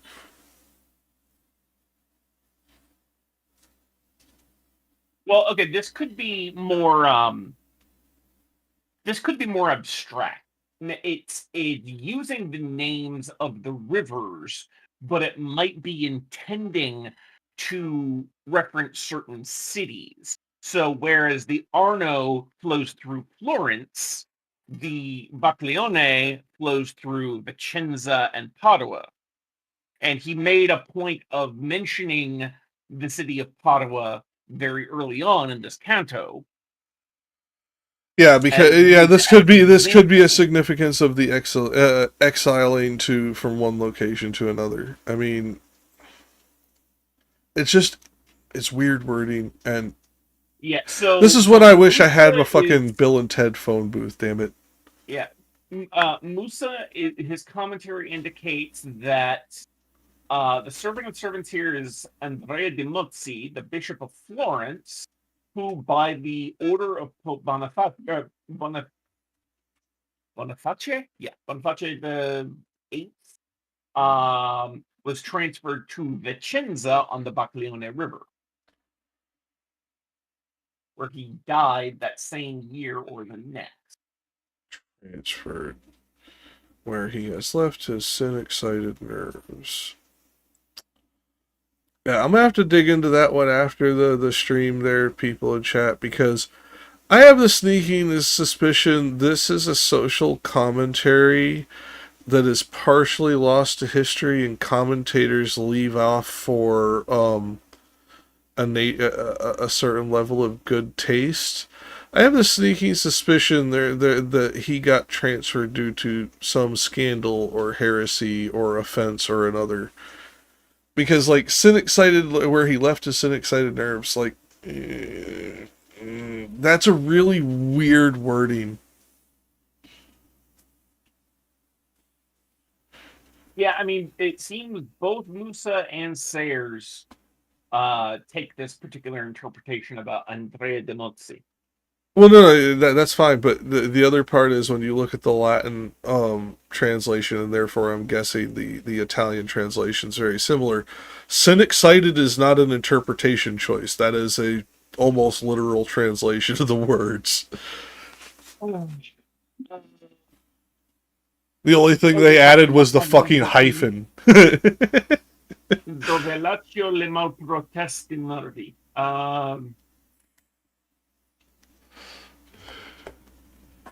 Malprotestinarvi. So mal meaning evil, protesti would be cognate with protest or to reject or be excited by. Yeah, that's what I mean. It's almost a literal interpretation of the word. Yeah. So, like, this isn't them going, hey, I'm going to do a word choice here that's more in line with my moral thing. No, this is, like, this is Dante's word choice. So this is 100% on him why it's there. Yeah. And therefore, I think if we dig, there's probably something Dante was trying to say here that, at least in the three commentaries I was able to read this morning before I got started, did not mention.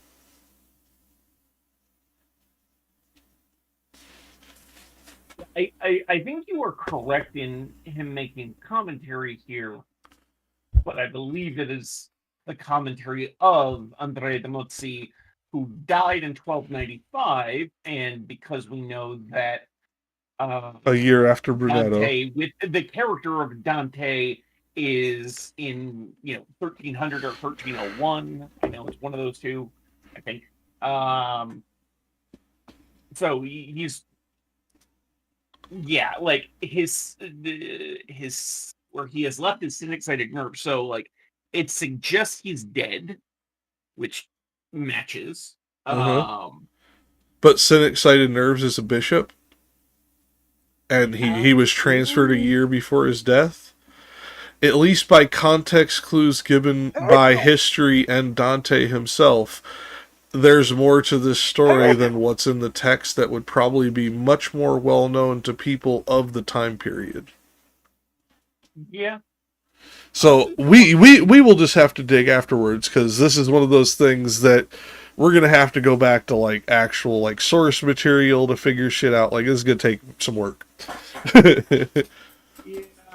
Oh, okay. So, but before you go on to that, the other thing I wanted to bring up, because going back to my assertion of hero worship of Brunetto, the way he describes, then he turned around and seemed to be of those who ran for the those who at Verona ran for the green mantle across the plain, and seemed to be among them. The way this is described is not only did he join a mob, which is what this is describing at Verona, but this was supposedly a righteous charge against heretical forces as well. shit. Okay. Sorry, I just looked up Andrea de Mozzi. Let's see who wrote this. Joan Ferrante in a document called "The Political Vision of the Divine Comedy." Okay. Bishop Andrea de Mozzi came from a great banking family that had gone from Ghibelline to Guelph and financed the papacy against Emperor Frederick. Andrea himself tried to tax the clergy to pay for his own promotion, used excommunication as a personal weapon, and preached poorly besides. He was transferred by Boniface to oblige Andrea's family when the feud between him and his bishop got out of hand. So this was a whole fucking big deal. Yeah. And we lost Rich, which means there's probably something inside chat that I don't see.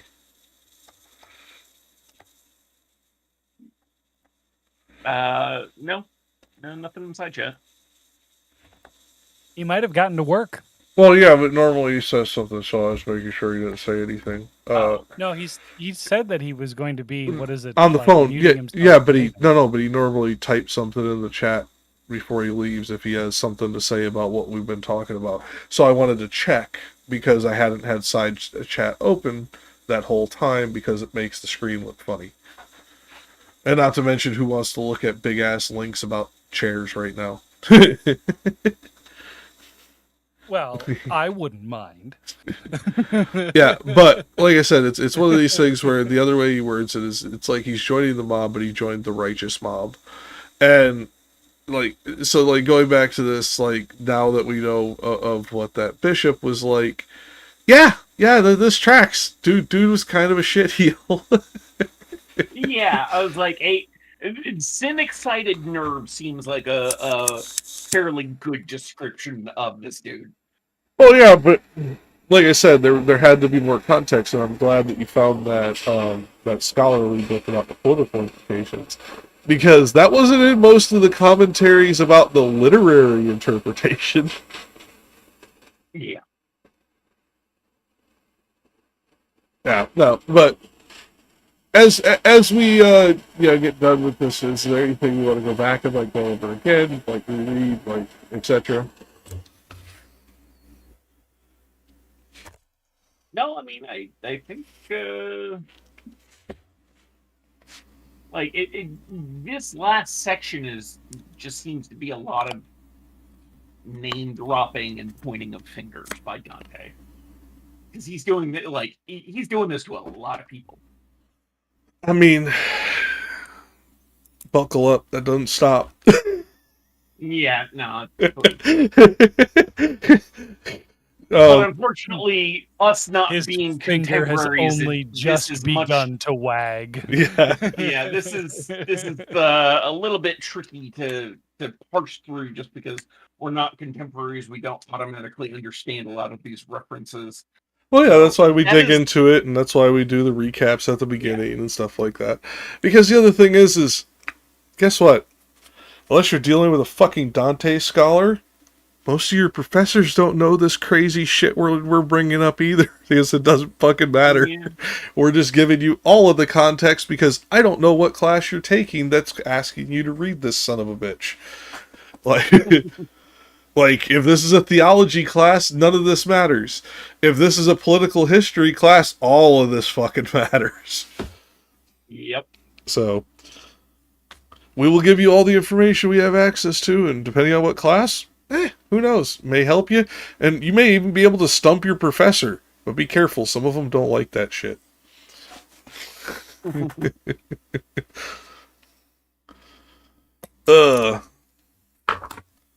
Like, I still remember this. I have. Go ahead. I might have access to the JSTOR copy of this. So I found an archived excerpt of that book, but I have access to JSTOR through the Boston Public Library, so I might be able to get a copy of it that way. Nice. Maybe. Yeah, Internet Archive's still down. I'm actually kind of annoyed. It wasn't when I checked it this morning. It was when I checked it last night, so okay, if they're back up, good. Hold on, actually. Damn. DPL doesn't have access to it on there. Well, Oh yeah, I let's deleted see if I that can bookmark. get it through one of my other means. What was I looking up?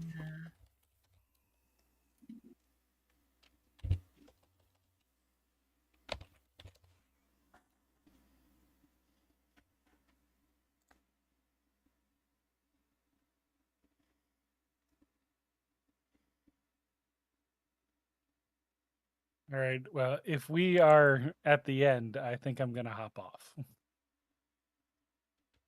No worries. Well, unless there's something else you want to bring up, like there's a lot of history in here that matters to a point, but like when we're getting into like the actual interpretation of what Dante's saying and all this, it only matters to a point depending on the class, which is why I was asking if there's anything anybody wanted to go back on, because like for me, like the literary or the linguistic choices are fascinating, because there are certain times where Dante's like, nah bitch, we're just gonna be like obvious.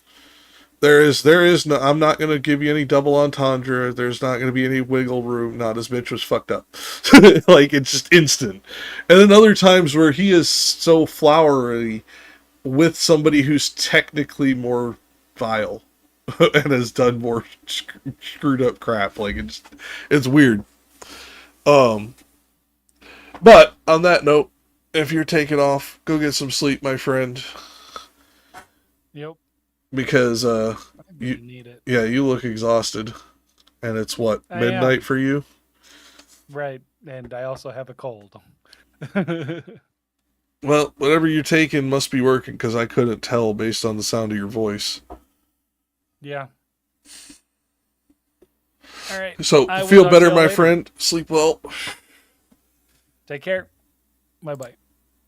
And on that note, we will close out the recording for this week. We have been getting through some of the earlier cantos of this 100 canto epic, and we will continue doing this for many months to come, doing all this crap. That being said, the reason we go one canto at a time, first of all, because it does take a lot of time to explain all this as we go, because there are certain times where a single word can take 20 minutes of explanation, and other times where 3 tercets can be summed up in a sentence. So sometimes this will go quick, sometimes it will go slow. Hopefully we try to keep the pace going at a relatively even enough pace, and my co-host to pick up their caffeine intake long enough to not have enough dead air. and we keep you entertained while educating. So until next week.